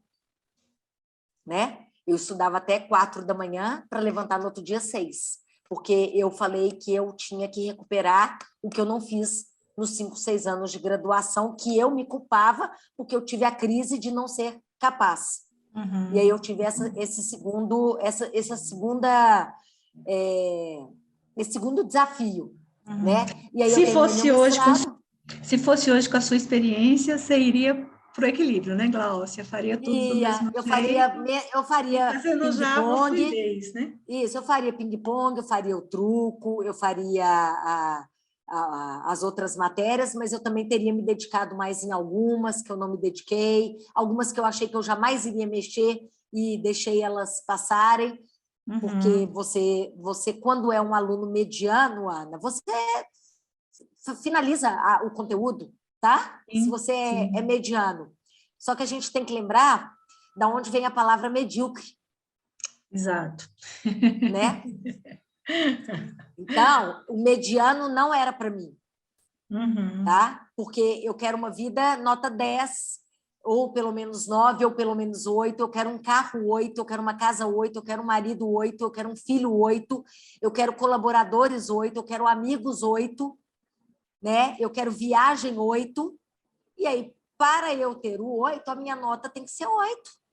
Não tem jeito de eu ter uma vida 8 sendo uma aluna 6. Exato. Tá? Não tem jeito. Agora, se o 6 me traz felicidade, também tá tudo certo, tá? Não estou condenando ninguém que ama o 6. Só que tem que lembrar que a viagem é 6, o carro é 6, a casa é 6, o marido é 6, a esposa é 6, o filho é 6, o colaborador é 6 e a amizade é 6. Uhum. Tá? Sim. Não estou condenando, mas você vai ter que ser feliz com 6. E tá tudo certo. Não pode querer o 10 e fazer pelo 6. Uhum. Sim. Tá? Super Perfeito? concordo. Tá bom? E lembrar da onde que vem a palavra média, né? Medíocre, né? Tá? Isso para mim não era referência. Então, no mestrado eu tive uma outra crise, e aí eu formei, terminei o mestrado, já estava dando aula, porque aí aconteceu uma coisa muito rápida antes de eu defender, e aí essa crise que meio que aconteceu, ela sumiu, porque aí eu não tinha mais tempo, Ana. Eu dava aula 32 horas por semana na universidade que eu entrei. E aí a minha diferença para os outros colegas, na verdade, a minha diferença para os alunos é que eu dormia de meia-noite às 6, porque o resto do horário, ou eu estava em sala de aula, ou eu estava estudando já para a próxima aula. Sim. Tá? Sim, é um momento ali também que eu acho que a maioria dos excelentes profissionais passam, né, Gláucia? Porque também precisa de uma puxada, precisa de uma dedicação, uma imersão no que está fazendo, né? Sim. Teve uma pessoa que me mandou, uma pessoa muito especial, uma mensagem falando que gostou muito quando você trouxe a questão das escolhas, quando você, né, por ser mãe, você falou do seu filho, do lindo, e que você trouxe como você precisou fazer escolhas. Então, que foi uma parte que ela gostou muito. Na verdade, eu fico pensando nessa história toda que você está contando da sua trajetória, é uma escolha depois da outra, né, Gláucia? É uma escolha depois da outra. E agora, olha que loucura. E se eu te falar que toda escolha é uma renúncia? Concordo. Né? Concordo. Então, a gente tem que estar preparado. Não se tem tudo. Então, quando eu escolhi meu filho, eu abri mão de uma sala de aula. Quando eu escolhi a sala de aula, eu abri mão de alguns clientes no laboratório. Quando eu escolhi o laboratório, eu escolhi não fazer uma viagem internacional. Quando eu escolhi a viagem internacional, eu abri mão de alguma outra coisa. Toda escolha gera renúncia. E a gente tem que ter a cabeça para isso, que as escolhas não geram renúncias, né? E tem que ter tranquilidade para elas. Não precisa sofrer pelas renúncias, porque ninguém tem tudo o tempo todo, né? Maravilha. Tá? Então, aí agora a gente vai falar um pouquinho da veterinária, onde que a gente pode trabalhar, o que faz um médico veterinário além da clínica, como que é a remuneração, se estuda muito e se é difícil. Então, eu vou falar para veterinária e vou falar para todos. É difícil para todos, qualquer profissão que vocês escolherem. Por que é difícil? Porque a gente tem que fazer o nosso melhor, né? E o ótimo é inimigo do bom. Então, busquem fazer sempre o bom, o básico, bem feito, na medida do possível, fazer o ótimo, né? Dentro das escolhas que vocês fizerem, sejam bons profissionais, boas pessoas, sejam coerentes com a vida que vocês escolheram. É difícil, não é fácil viver, né? Porque a gente está falando de viver, nós não estamos falando de sobreviver. Lúcia, eu preciso te contar que aqui no meu WhatsApp está chegando mensagem, entre elas aplausos, tá? Como o pessoal está mutado, né? Nós não estamos falando de sobrevivência, nós estamos falando de viver, né? Viver é difícil, né? Estuda muito todo dia. Qualquer profissão para você ser bem-sucedido e crescer, todo dia.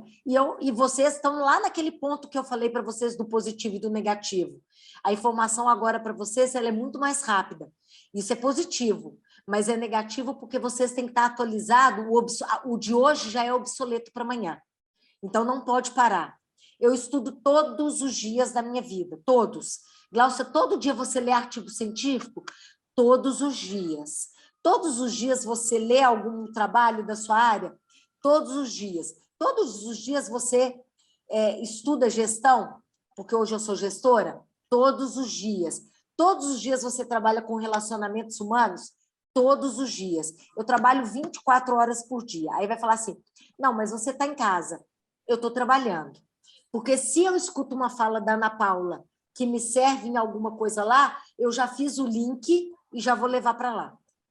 Se eu estou tomando um café numa cafeteria e vejo um quadrinho com uma mensagem, eu estou trabalhando para ver onde aquilo ali encaixa na minha realidade, no meu dia a dia, do meu colaborador, né? Então, quando a gente tem uma profissão, você é profissional. Ninguém que é aposentado deixa de ser profissional. Um médico aposentado deixou de ser médico? Um veterinário aposentado deixou de ser veterinário? Um professor aposentado deixou de ser professor? Um policial deixa de ser policial? Ninguém deixa porque aposentou. Você continua. Você ainda é, né? Sim. Então, ninguém nunca vai deixar de ser profissional, mesmo que você pare, tá? Ou diminua. A gente continua profissional, tá bom? Como que é a remuneração? É o 6, o 7, o 8, o 9 e o 10, tá, gente? Não tem segredo, não. Tá, Ana? É 6, 7, 8, 9 e 10. O que você quer? Você quer ser 7? Vai trabalhar 7 e vai ganhar 7. E vai estudar 7. Tá? Não tem segredo. Aí vai falar assim, igual aí os pais com as dúvidas. Ah, mas não tem campo de trabalho? Não tem. Olha, nós temos áreas, não só aqui em Brasília, nós temos fora do Brasil. Ah, mas eu não quero que meu filho saia de Brasília. Tá, então, tem alguns cursos aí na parte de gestão, de plano de negócios, tem alguns cursos que eu acho que vale a pena para quem vai mexer com empreendedorismo, o Empretec do Sebrae, já vai fazendo jogo duplo, veterinária Sim, com algo gestão. correndo quê? por Para que você fora. não precise correndo por fora, sempre, né? Se tem essa possibilidade, já vai correndo por fora, né? Então, assim, como que é a remuneração? Depende de você, tá? Não se preocupem com isso, pais, tá? E não se preocupem com isso, meninos. Se vocês trabalham pelo dinheiro, ele nunca vai vir. Tá? Trabalhem pela profissão e aí deixa que o dinheiro vem. Deixa que o dinheiro encontre vocês. Não vai atrás do dinheiro, tá? Vá atrás de outras coisas. Vá atrás de experiência, de realização, de capacitação, de aprendizado, de ser melhor, de fazer o melhor, do cliente sair feliz, né? Do cliente sentir que ele não foi mais um, que ele foi especial. O dinheiro te acha. Não vá atrás do dinheiro. Quem vai atrás do dinheiro não encontra dinheiro. Tá bom? Olha, eu preciso falar que eu concordo em gênero, número e grau com o que você está falando, Gláucia. E eu estou recebendo aqui algumas mensagens das mais diversas. Muito bom, agradece a doutora Gláucia, palminhas. E tinha também essa pergunta aqui, né? Qual seria uma carga horária média semanal de um iniciante que você também faz hoje? E como é que seria a remuneração? Mas eu acho que você deu uma resposta tão completa e tão além, né? Tão além do que se pode esperar, tão maravilhosa que está respondido. Olha, Ana, Respondido. O que você está falando que eu estou entendendo é assim, nessa área, e eu também concordo que em qualquer outra, dependendo da postura que esse aluno tiver desde a universidade, como ele entrar no mercado de trabalho e como ele abraçar a profissão, vai acontecer, né? Vai acontecer. sim, É isso que você está falando. olha só. E que eu concordo. Eu tenho colegas que trabalham 6 horas por dia. Eu tenho colegas que trabalham 4 horas por dia, tem colegas que trabalham 6 e tem colegas que trabalham 12. Tá? E não necessariamente ganham na proporção do que trabalham. Sim. Tá? Eu tenho colegas que trabalham 4 horas por dia, são neurocirurgiões. Uma cirurgia deles é 15 mil reais. Tá? Sim. Um ortopedista, uma cirurgia ortopédica, é entre 8 e 12 mil. Tá? 4 horas por dia, numa cirurgia. E eu tenho colegas que fazem clínica e vacina e trabalham 12 horas por dia, atendem 20 animais e ganham no final do dia R$ 1.500. Tá? Então, não é o tempo. Claro que, eu falei, quem corre atrás, trabalha e se capacita, mas a liberdade do tempo, esse cara aí que faz a neuro, ele hoje tem liberdade de tempo, ele faz cirurgia o dia que ele quer, a hora que ele quer, ele tem cirurgia para de manhã, de tarde, de noite, se ele quiser. Tá? E ele decide se ele quer ganhar 200 mil ou se ele quer ganhar 50 mil naquele mês. Sim, sim. Tá? Ele construiu para isso, né? Para chegar Construiu. aí. Agora, ele tem 30 anos de carreira, tá? Ele não acabou de formar. Não acaba nunca, né? Não, e ele não acabou de formar para ter esse sucesso. Uhum. Né? Isso não existe Entendi. no começo de carreira. Isso não acontece. Tá? Então, vamos lá. Então, o médico veterinário, ele é, né, um profissional que trabalha pela saúde, pelo bem-estar de animal, do ser humano e do meio ambiente. O veterinário trabalha para o homem, gente. Você tem cachorro, não tem, Ana? 2, né? Tenho 2. Tá. Daqui Quando a pouco elas vêm aqui. Quando o veterinário trabalha e atende os seus animais, ele está trabalhando para você. Claro. Né? É o bem-estar do animal, mas para atender a quem? Ao ser humano. Tá? Então, seja na parte da agroindústria ou na parte pet, né? O veterinário ele trabalha para o ser humano através do animal. Tá joia? Então, a gente vai falar um pouquinho de saúde única, tá? Que está na moda, super na moda aí, One Health, que é saúde única que junta ambiente, homem e animal. Hoje não tem jeito de desvincular o médico veterinário das políticas públicas, tá? A gente vai falar um pouquinho sobre isso aí, das zoonoses, das doenças emergentes, até da própria pandemia, como o médico veterinário está inserido nisso, tá joia?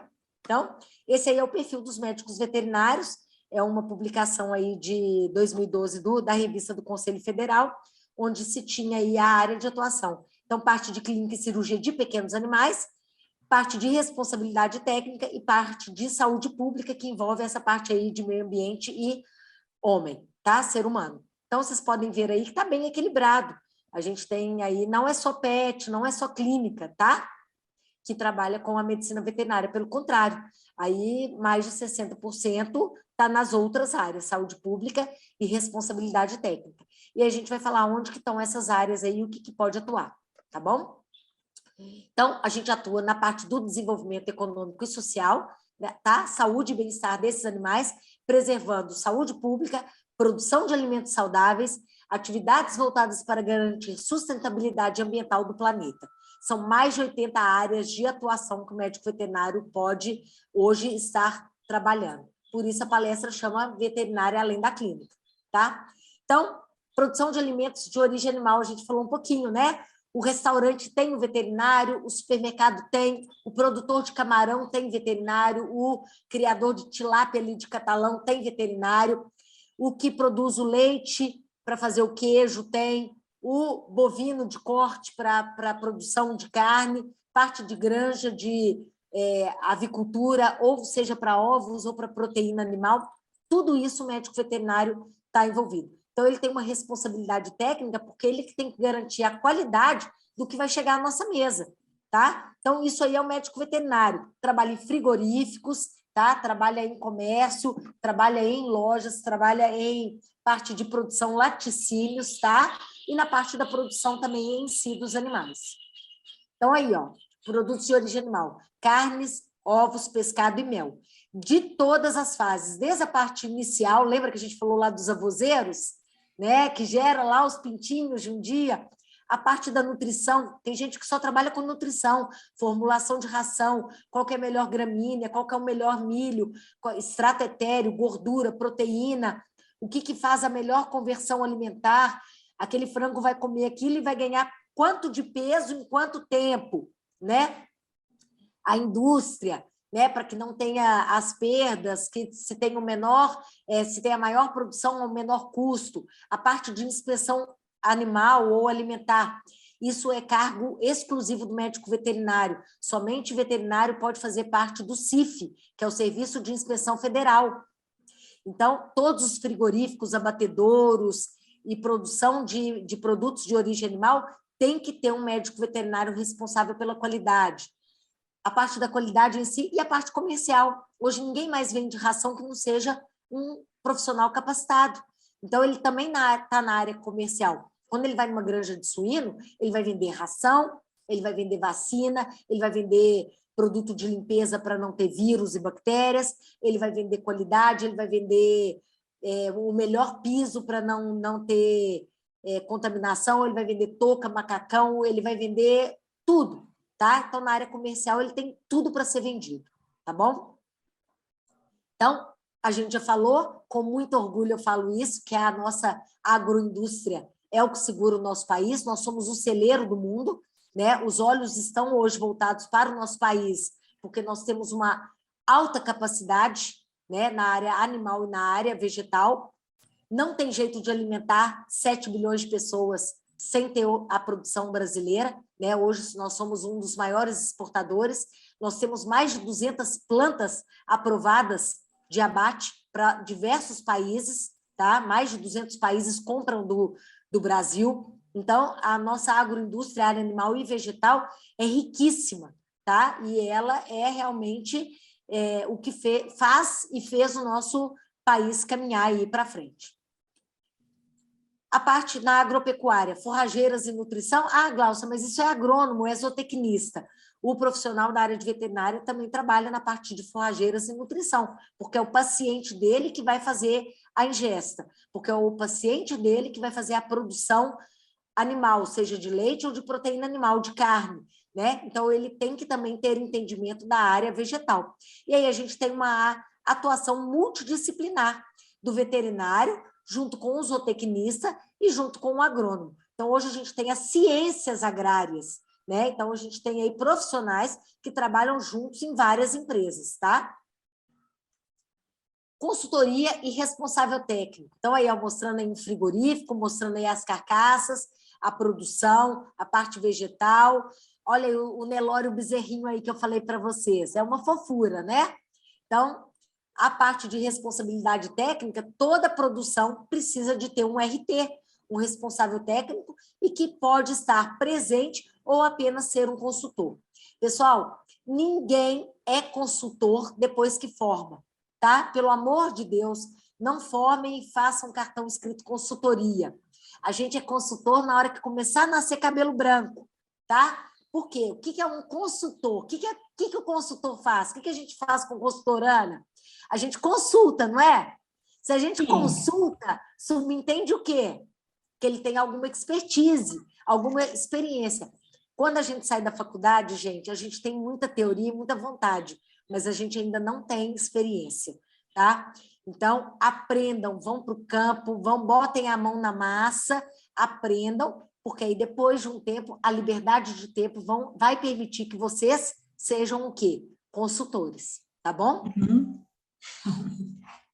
Consultores e responsáveis técnicos, então, em todas as áreas, produção, reprodução animal, área de genética, melhoramento animal, nas agropecuárias tem que ter um responsável técnico para vender medicamentos e nutrição, manejo ambiental, vai ter uma usina, uma hidrelétrica, vai ter uma indústria, vai ser implantada, tem que fazer controle e levantamento daquela fauna que está ali para diminuir o impacto ambiental.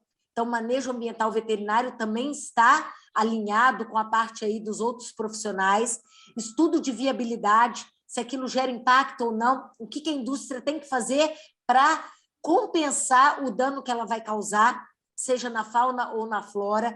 Então, tudo isso um consultor e um responsável técnico pode atuar. Um estudo de viabilidade ambiental, pessoal, tem a área de trabalho a campo e a área de trabalho em planilhas, né? Em estudos. Então, você consegue conciliar a área prática com a área teórica, tá? Então, tem várias partes do nosso trabalho que juntam técnica com teoria, tá? Não é só técnica e nem só teoria, né? Burocracia, vamos dizer assim, tá? Peritos criminais, judiciais, administrativos. Isso aí enche os olhos, né? Eu acho lindo falar que o veterinário trabalha na polícia, né? E ele vai ver um acidente, envenenamento, dano ambiental, se algum contato com toxina, vai fazer exames e ter acesso àqueles equipamentos que tem no CSI, não é isso? Então, é super bacana. O veterinário trabalha com isso? Sim. Aí vou contar um caso. Uma vez lá em Belo Horizonte, eles acharam um coração numa lata de lixo, lá nas Ciências Médicas, perto da Faculdade de Medicina.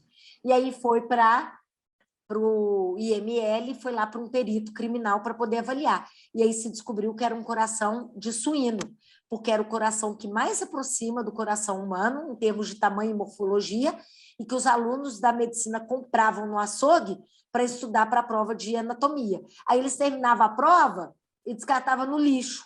Aí, o que a polícia, quando achou, pensou? Que se tinha tido algum assassinato. E aí, essas histórias que a gente escuta durante a graduação, Ana, deixa a gente doidinho, porque a gente quer ser CSI, a gente quer ser da polícia, a gente quer ser veterinário, entendeu? Perito. É muito bacana, gente. Então, vamos lá, trabalha com crimes, maus tratos. Vocês viram em Braslândia as notícias de ontem e anteontem, de um acumulador com mais de 200 animais em Braslândia? Não vi. Ele estava com 200 animais, aí a gente já tem um distúrbio, né, psicológico, a pessoa vai pegando os animais, mas ele não tinha capacidade operacional para alimentar esses animais. E aí várias ONGs fizeram um resgate desses animais e estão comprometidos aí. Então, o perito também trabalha nessa parte de maus tratos. Ele tem capacidade de julgar e avaliar até onde, né, houve um crime naquela instituição que estava acumulando os animais, tá? Acidentes ambientais a gente já falou, igual nós tivemos em Brumadinho, Mariana, onde a gente tem aí perdas de fauna e fauna. Processos éticos entre colegas, tá, Ana? Alguma negligência, alguma imperícia, a gente pode também atuar na parte de processos éticos, processos administrativos que envolvam a área de saúde. Então, por exemplo, um programa de vacinação em massa. Nós temos muita experiência na área de animais, então a gente pode trabalhar em programas, seja da área humana ou da área de animais, de zoonose, uma vacinação de febre amarela, própria Covid, um sarampo, um programa aí uma leptospirose, uma enchente que gerou uma zoonose, e aí o médico veterinário pode trabalhar nesses processos administrativos para criar programas que garantam a saúde pública. Tá? Então, é multidisciplinar com o médico veterinário em conjunto. Laboratório de análise de solo, análise de água e os domes sanitários, né? Que são aí os agentes utilizados na nossa agricultura. Então, a gente pode olhar resíduos, seja na carne, seja nos vegetais, tipo de solo, se precisa fazer correção, se aquele solo traz algum tipo de produto que não é recomendável. Então, a gente também trabalha dentro do laboratório e análise de água, né? Então, se ela é potável, se não é, se ela é para consumo, se ela é para consumo animal, porque se o homem não pode beber, o animal também não pode beber, né? Se ela serve para irrigação, para qual tipo de irrigação? Vai gerar algum dano? Aquela plantação, o animal vai ter acesso? É uma área de pasto? É uma área de cultivo para alimentos que vão ser destinados a consumo humano? Então, tudo isso o médico veterinário também trabalha. Laboratório de análise de solo, então aí, desde a análise para produção, para uso, essas pesquisas, controle de tóxicos, né, e inocuidade e toxicidade, tá? Então, isso aí eu fui falando em todos os itens, são as nossas áreas de atuação dentro do laboratório com esses produtos que vêm do campo, ou a água. Pesquisa em alimentos. Então, aí está mostrando aí um rapaz num frigorífico, avaliando uma peça, e aí já uma colega numa parte aí de supermercado. Ana, quando o laticínio produz uma peça de mussarela de 5 quilos, tá? Ela é responsável por aquela peça. Lá ela recebe um CIF, que é um selo, né, do Serviço de Inspeção Federal, que garantiu desde a produção do leite até a produção da mussarela, de chegar lá embaladinha e fechada. Quando o supermercado pega essa peça e fatia essa peça, ou pega essa peça de carne e fatia e faz bife, ou põe a mussarela ou presunto, o supermercado passa a ser responsável por esse produto, porque ele manipulou o alimento. Então, ele é responsável pelo tempo de prateleira. E quem define isso? O médico veterinário. Olha que bacana, pessoal. Dá para pensar que na hora que a gente compra lá uma bandejinha de mussarela ou de presunto, o médico veterinário fez trabalhos e avaliou quanto a validade, o tempo que ela estaria apta para o nosso consumo, né? Então, o estudo médico veterinário está por trás, tá? Quanto trabalho e cuidados, né? Que foi o que você falou, para a saúde mesmo, para a humanidade. Porque é para o humano, é para a gente. O médico veterinário, né? Que está aí. Sim, é uma responsabilidade muito grande, Ana. Sim. Olha, os nossos frigoríficos aqui, quem tiver interesse de conhecer, nós temos parceiros aqui, de todas as áreas que a gente falar, que quiser conhecer e falar, nossa, que bacana, eu queria ver uma suinocultura, uma avicultura, ou um abate, ou uma célula-tronco, ou um laboratório, ou reprodução de equino, a gente pode viabilizar esses encontrinhos, tá? Eu fico à disposição aí para a gente achar. Tem uma aí que está assistindo, que eu já passei contato de ONG, que queria ir lá dar banho em cachorro, ajudar a fazer tratamento. Falei, quer ajudar alguma ONG? Vamos lá, nesses resgates. Está aqui o telefone da colega, pode ligar e se voluntariar. Então, a gente pode viabilizar essas experiências aí para quem tiver vontade. A Manu está dando gargalhada, tá? Não sei se ela foi, passei os contatos para ela. Mas está então, em tempo. Está em tempo. Está em tempo. Né? E olha, eu vou reforçar, a Gláucia está convidando quem tem interesse na área de veterinária e quiser conhecer alguma coisa mais... Uma dessas áreas aí que a gente fala. Uma dessas áreas, talvez até o local de trabalho, ela está... Olha, gente, que presente, que maravilha. Se disponibilizando para poder fazer essa intermediação. Então, mãos à ação, né? Isso mãos aí. À ação. Então, vamos lá. Na pesquisa de alimentos, então, a gente já falou do controle de qualidade, a microbiologia, fatiei, manipulei, já sou responsável por aquele produto, né? Ele vai ser tóxico para mim ou não? Ele tem um conservante? Quanto tempo dura? Aquilo faz mal? É inócuo? É tóxico para o ser humano? Os alimentos que são free. Free de quê? Free de glúten, free de lactose, free de açúcar. Tudo isso envolve também o médico veterinário. E a validade de prateleira.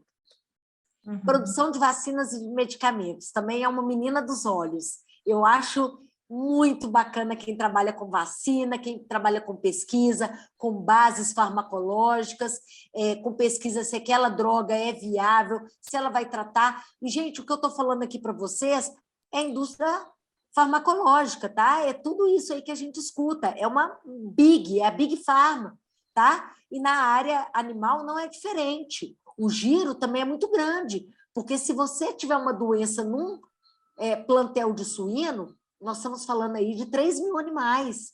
Se a gente tiver uma doença num plantel, aí, num galpão de aves, nós estamos falando de 10 mil animais que vêm a óbito. Olha o tamanho do prejuízo disso. E depois que esses animais vêm a óbito, Ana, tem que se fazer vazio sanitário. O que é esse vazio sanitário? É tirar todos os animais e ficar um período sem ter nenhum animal. Qual que é o prejuízo disso para a indústria? Um galpão que cabe 10 mil animais, que a cada 21 dias cicla uma produção, fica aí 7 dias sem nenhum animal dentro.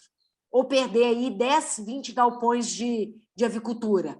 Entende? Então, essa produção de vacina e medicamento, gente, é a Big Pharma. E, para a área de veterinária, ela é tão grande quanto a área humana, tá? Então, desde a produção, como a pesquisa, né, qual a melhor base, qual que gera surte efeito, resistência microbiana, o desenvolvimento dessas pesquisas, os estudos e a venda, tá? Quem vende medicamento também é médico veterinário, quem pesquisa também é médico veterinário, tá? Aí eu vou falar um pouquinho da medicina de diagnóstico e medicina preventiva, que é a minha área em específico, que foi a área que eu escolhi para trabalhar e que trabalho com muito amor, com muito carinho, que foi a parte de diagnóstico laboratorial. Então, eu trabalho com análise, né, de amostras biológicas que vêm das clínicas veterinárias e eu faço todos aqueles exames que vocês fazem também, pessoal, quando a gente vai fazer um check-up. Então, a gente faz o hemograma, o exame de urina, exame de fezes, exames para avaliar função ou lesão renal, exames para avaliar lesão ou função hepática, né? Se tem pedra, por exemplo, nos rins ou na bexiga, manda lá as pedrinhas pós-cirurgia para a gente avaliar. Se tem algum tumor, manda para a gente a peça para avaliar se é benigno ou se é maligno. Manda uma ração para eu ver se tem micotoxina, se matou o animal por alguma doença ou não. Manda um soro do animal para ver se ele tem alergia a alguma proteína alimentar ou algum ácaro ou algum inseto. Mandam para a gente também água, mandam para a gente diversas amostras para que a gente avalie e dê um resultado para que o médico veterinário que está, né, fazendo a parte clínica tenha a melhor ferramenta e a melhor informação para que ele estabeleça qual a melhor conduta. qual a melhor terapêutica, qual vai ser a medicação, quantos dias, se precisa operar, se vai internar, se o animal está liberado e se ele sarou. Então, eu sou uma ferramenta de apoio ao clínico veterinário. Então, o laboratório e aí diagnóstico de imagem, como essa colega aí está fazendo ultrassom, nós somos ferramentas de apoio para o clínico veterinário. Vale para pequenos e para grandes animais e produção também. Então, eu também recebo material de avicultura, a material de suinocultura, de bovinos, de equinos e de pet, tá? Então, eu atendo todos os colegas que estão nas diversas áreas. Uhum. Então, onde que entra? Então, na patologia clínica, todos esses exames que eu falei para vocês, hemato, parasito, micro, urinálise, bioquímica, imuno e hormônio, tá? Todos os animais têm as mesmas doenças que a gente, tá? Tem diabetes também, tem hipotiroidismo, tem a doença do carrapato, tem otite, tá? Tem cistite, tá bom? Tem leucemia. Então, os animais têm todas essas doenças que a gente faz o diagnóstico. Tem diagnóstico molecular, tem a medicina preventiva, que aí vai trabalhar na área mais burocrática, que vai trabalhar com dados, com números. Então, ele vai receber os dados que eu gero, vai fazer o estudo, vai avaliar a estatística, vai olhar a prevalência daquela doença naquela população e vai estabelecer a epidemiologia. Como que transmite, qual a melhor maneira de prevenção e controle, se é possível erradicar, qual é o melhor programa público, se envolve produtor, se envolve poder público, se envolve ministério, se envolve só proprietário ou se deixa a doença holisticamente ficar equilibrada na natureza, tá? O diagnóstico por imagem. Então, a gente está falando de ultrassom, de raio-x, de ressonância magnética e de tomografia. Tudo isso também é feito nos animais hoje em dia, tá, pessoal? Agora a gente vai para a área comercial, que também eu já falei um pouquinho, Ana. Então, desde a venda de ração à venda de medicamento, o veterinário é que vende hoje, não é mais vendedor de agropecuária. Quem vai é um profissional, porque ele tem que entender de tudo. Ele tem que entender de todas as fases, de toda doença, de toda a cadeia produtiva, para que ele escolha e ajude o produtor a fazer a melhor escolha da nutrição, da medicação e da vacina, tá? Da sanidade. Todas as áreas citadas, que eu falei para vocês da área comercial, então envolve marketing pessoal, venda direta, captação de recurso para pesquisa, fazer um bom programa de negócios, né? Um plano de negócios para captar para uma pesquisa, fazer estudo para investimento e dados econômicos e administração e gestão. O nosso curso, gente, é muito técnico, ele não tem gestão, Ana. É fundamental que quem queira trabalhar na área de veterinária, independente da área que escolha, faça concomitante pequenos cursos de gestão, tá, pessoal? Porque isso está diretamente relacionado àquela parte que eu falei lá do sucesso e da felicidade, tá? Tem uma palavra que eu aprendi nova que chama felidisciplina. Oh, gostei, vou adotar. Cláudia, Tá? deixa eu te falar uma coisa. A felicidade é a disciplina. Eu não sei como você está aí de programação de tempo, mas só para te falar, são 10 para 18. Eu fico aqui um dia inteiro te ouvindo, tá? Estou bem interessada. Tá. Mas vamos ver como calibra, porque, se for o caso, eu acho que alguns têm que sair, como você pincela, e se você topar, a gente marca um outro momento. Agora, deixa eu te falar uma coisa. Tem uma pessoa aqui que está perguntando se você depois pode falar um pouco mais sobre a questão de engenharia voltada para a saúde, dentro dessa área, de como é que entra esse casamento, assim, achei bem interessante, bem válido também, se puder, eu só não sei se vai dar tempo tudo hoje, né? Tá. Aqui, Ana, eu olhei aqui quantos slides faltam poucos, porque, na verdade, é só para pincelar o que já foi falado aí, arduamente. Sim, então, eu acho que eu posso finalizar e a gente ir para as perguntas. O que você acha? Vou deixar você que sabe como conduzir aí. Se o pessoal já tiver alguma pergunta já e quiser mandar no chat, porque na hora que a gente finalizar, eu já vou respondendo. Eu tinha recebido várias perguntas deles que foram sendo respondidas à medida que você falou. Tudo se foi tiver sendo alguma respondido.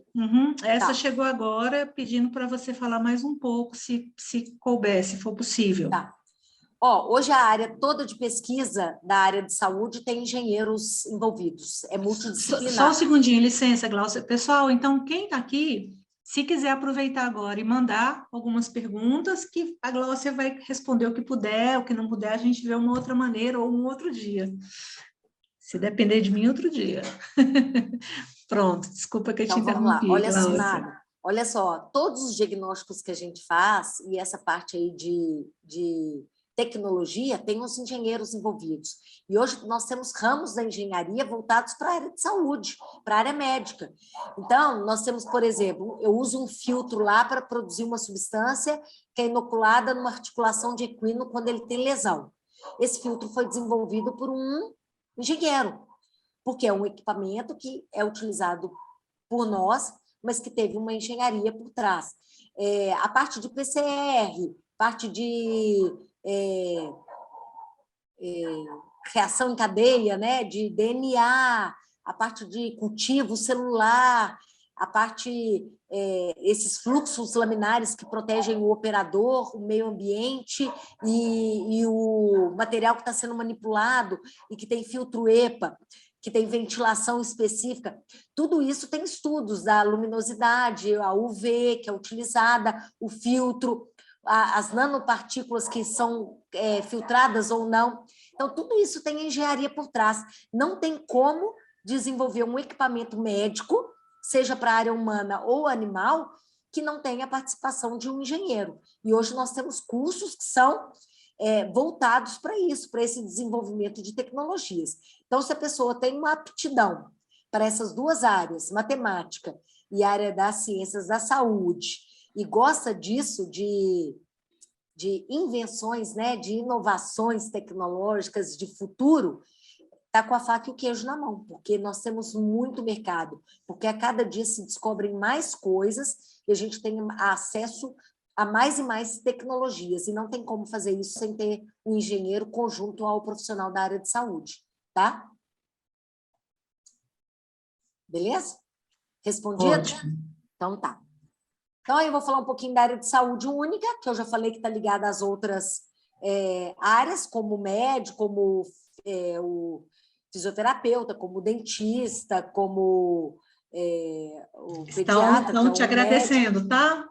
Várias pessoas Ótimo. agradecendo. Então, ótimo.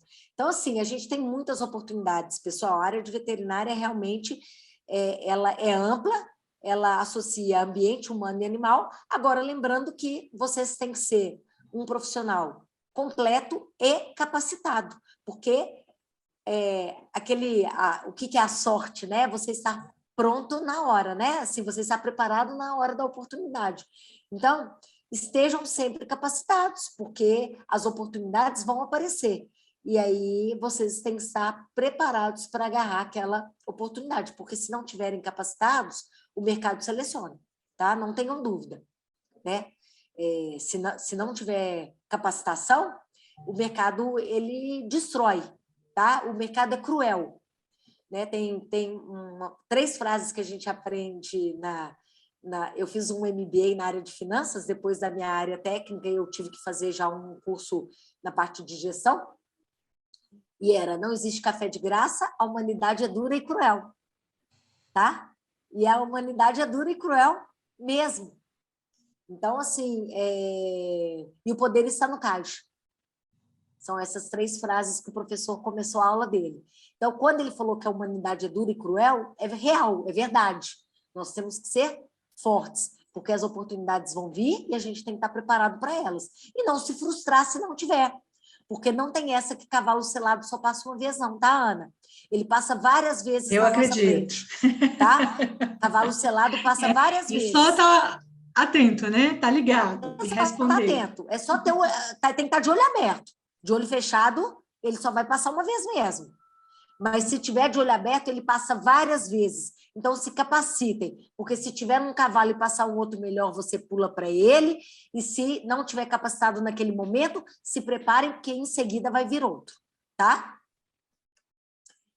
área de zoonoses, segurança alimentar, antibióticos, saúde animal, bem-estar único, rastreabilidade e comércio seguro de produtos de origem animal. Tudo isso que está em saúde única nós já falamos, né? Da zoonose, segurança, tudo isso, antibiótico. Falei um pouquinho de visão holística do homem, animal, ambiente. Ou a gente controla, ou erradica, ou deixa a doença acontecer.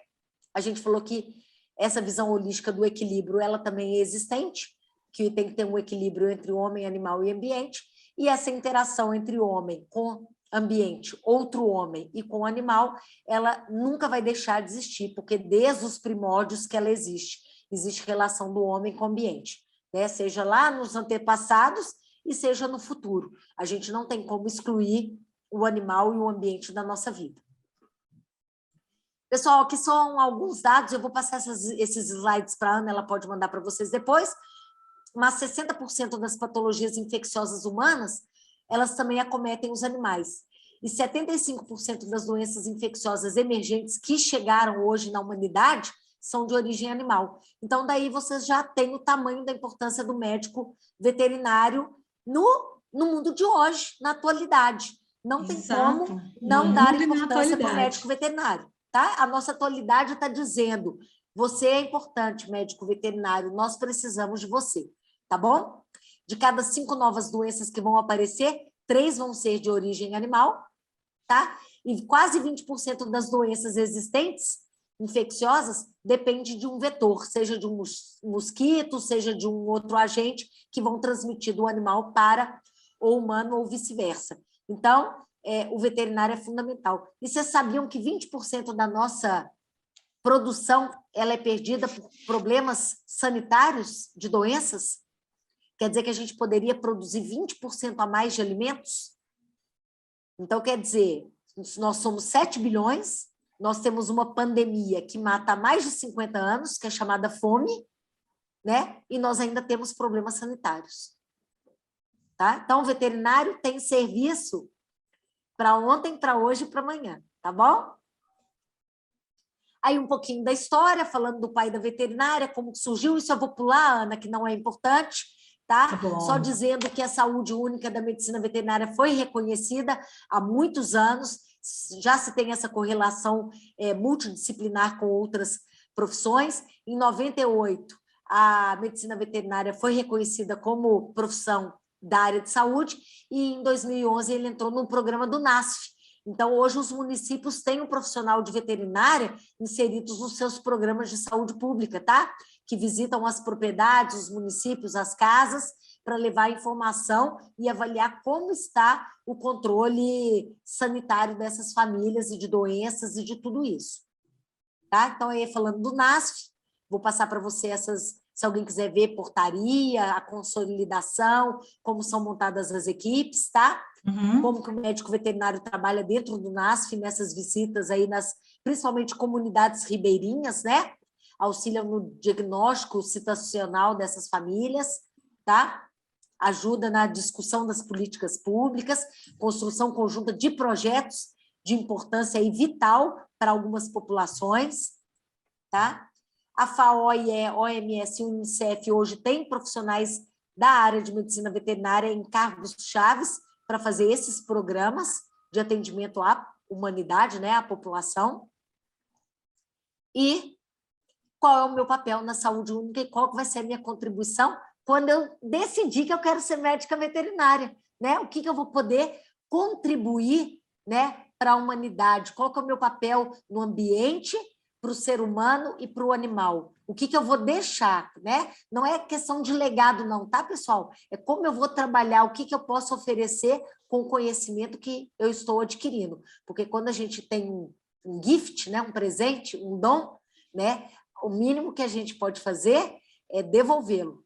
Então, se nós estamos sendo beneficiados, privilegiados aí com educação, com inteligência, com capacidade, né, algo nós temos que retribuir, né, para alguém, tá bom? Então, é isso daí. Pronto, agora quem quiser fazer pergunta, e se você sabe, Ana, que se deixar eu falo a noite inteira, porque eu fico eu aqui sou apaixonada. ouvindo, eu fico aqui ouvindo, Glaucia, depois nós vamos conversar para combinar, quem sabe, uma segunda rodada, hein? Então, vamos lá, eu vou sair aqui, parar de compartilhar. E aí, se alguém quiser perguntar, eu vou acender minha luz, né? Porque eu estou falando aqui. Agora é bom. Espera aí.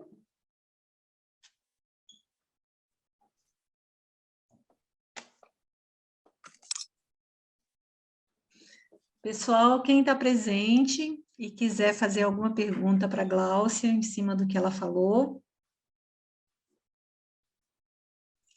Eu recebi aqui algumas mensagens, Gláucia. Não sei se a Gláucia está me ouvindo.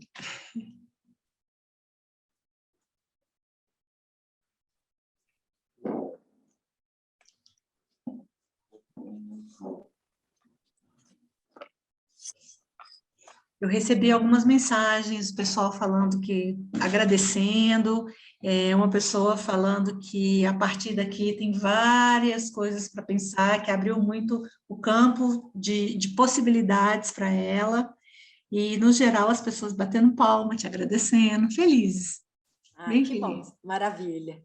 Gláucia, e eu particularmente, até acho que em nome de todo mundo, quero agradecer muito, porque eu aprendi, está chegando aqui uma outra pergunta que já eu deixo para você. Eu aprendi tanto com você, não só a respeito do que hoje a medicina veterinária, quanto é necessária no mundo, para N fatores, né? Para N fatores.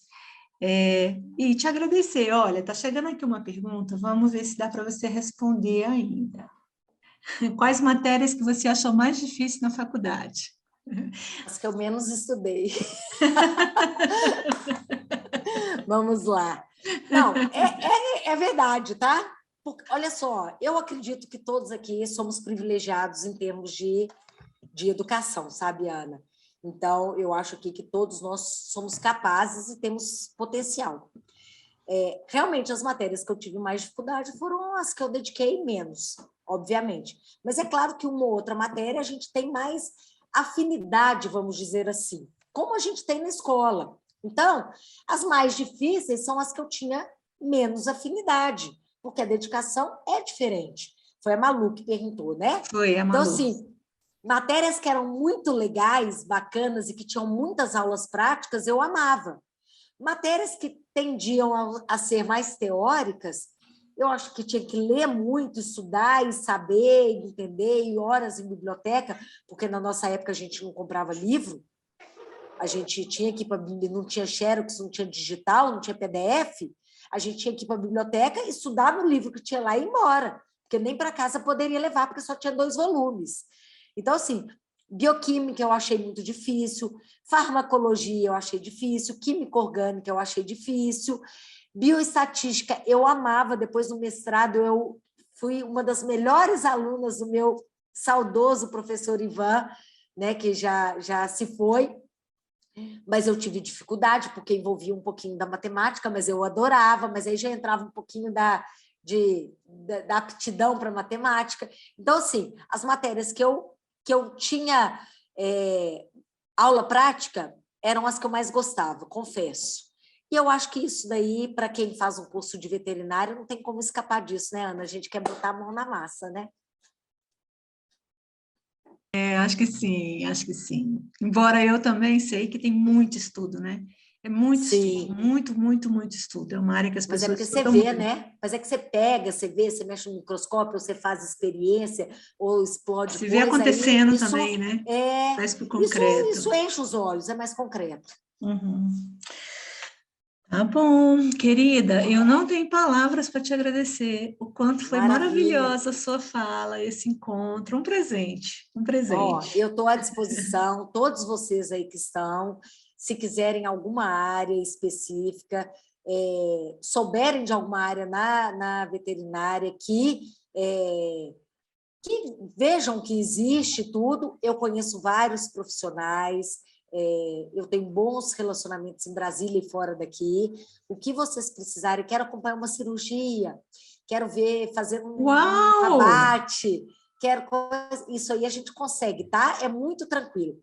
Querem ter essa experiência, tá? Para avaliar se é isso mesmo, mas eu só não quero que as experiências sejam fatores limitantes para vocês, porque a veterinária não é só essa experiência, tá? Porque às vezes se decepciona com uma experiência que eu vou proporcionar, mas a veterinária é muito mais do que essa experiência, tá, gente? A veterinária é muita coisa.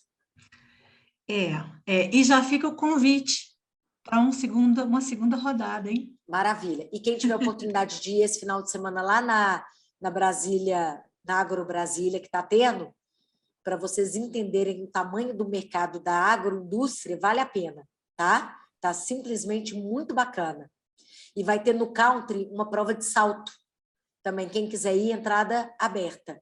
E semana que vem a prova JK de salto lá na Hípica. Se vocês quiserem, eu posso passar para a Ana todos esses eventos que vão tendo, de pet, festa junina de ONG, de cachorro, prova de salto, exposição de cavalo, Agro Brasília, tecnologia, eu posso mandar para a Ana e ela, de repente, ter um mural aí desses eventos para vocês irem já. E é muita coisa acontecendo, hein? Muita coisa acontecendo. Muito bacana. Muito legal. Bom, eu vou parar aqui a gravação.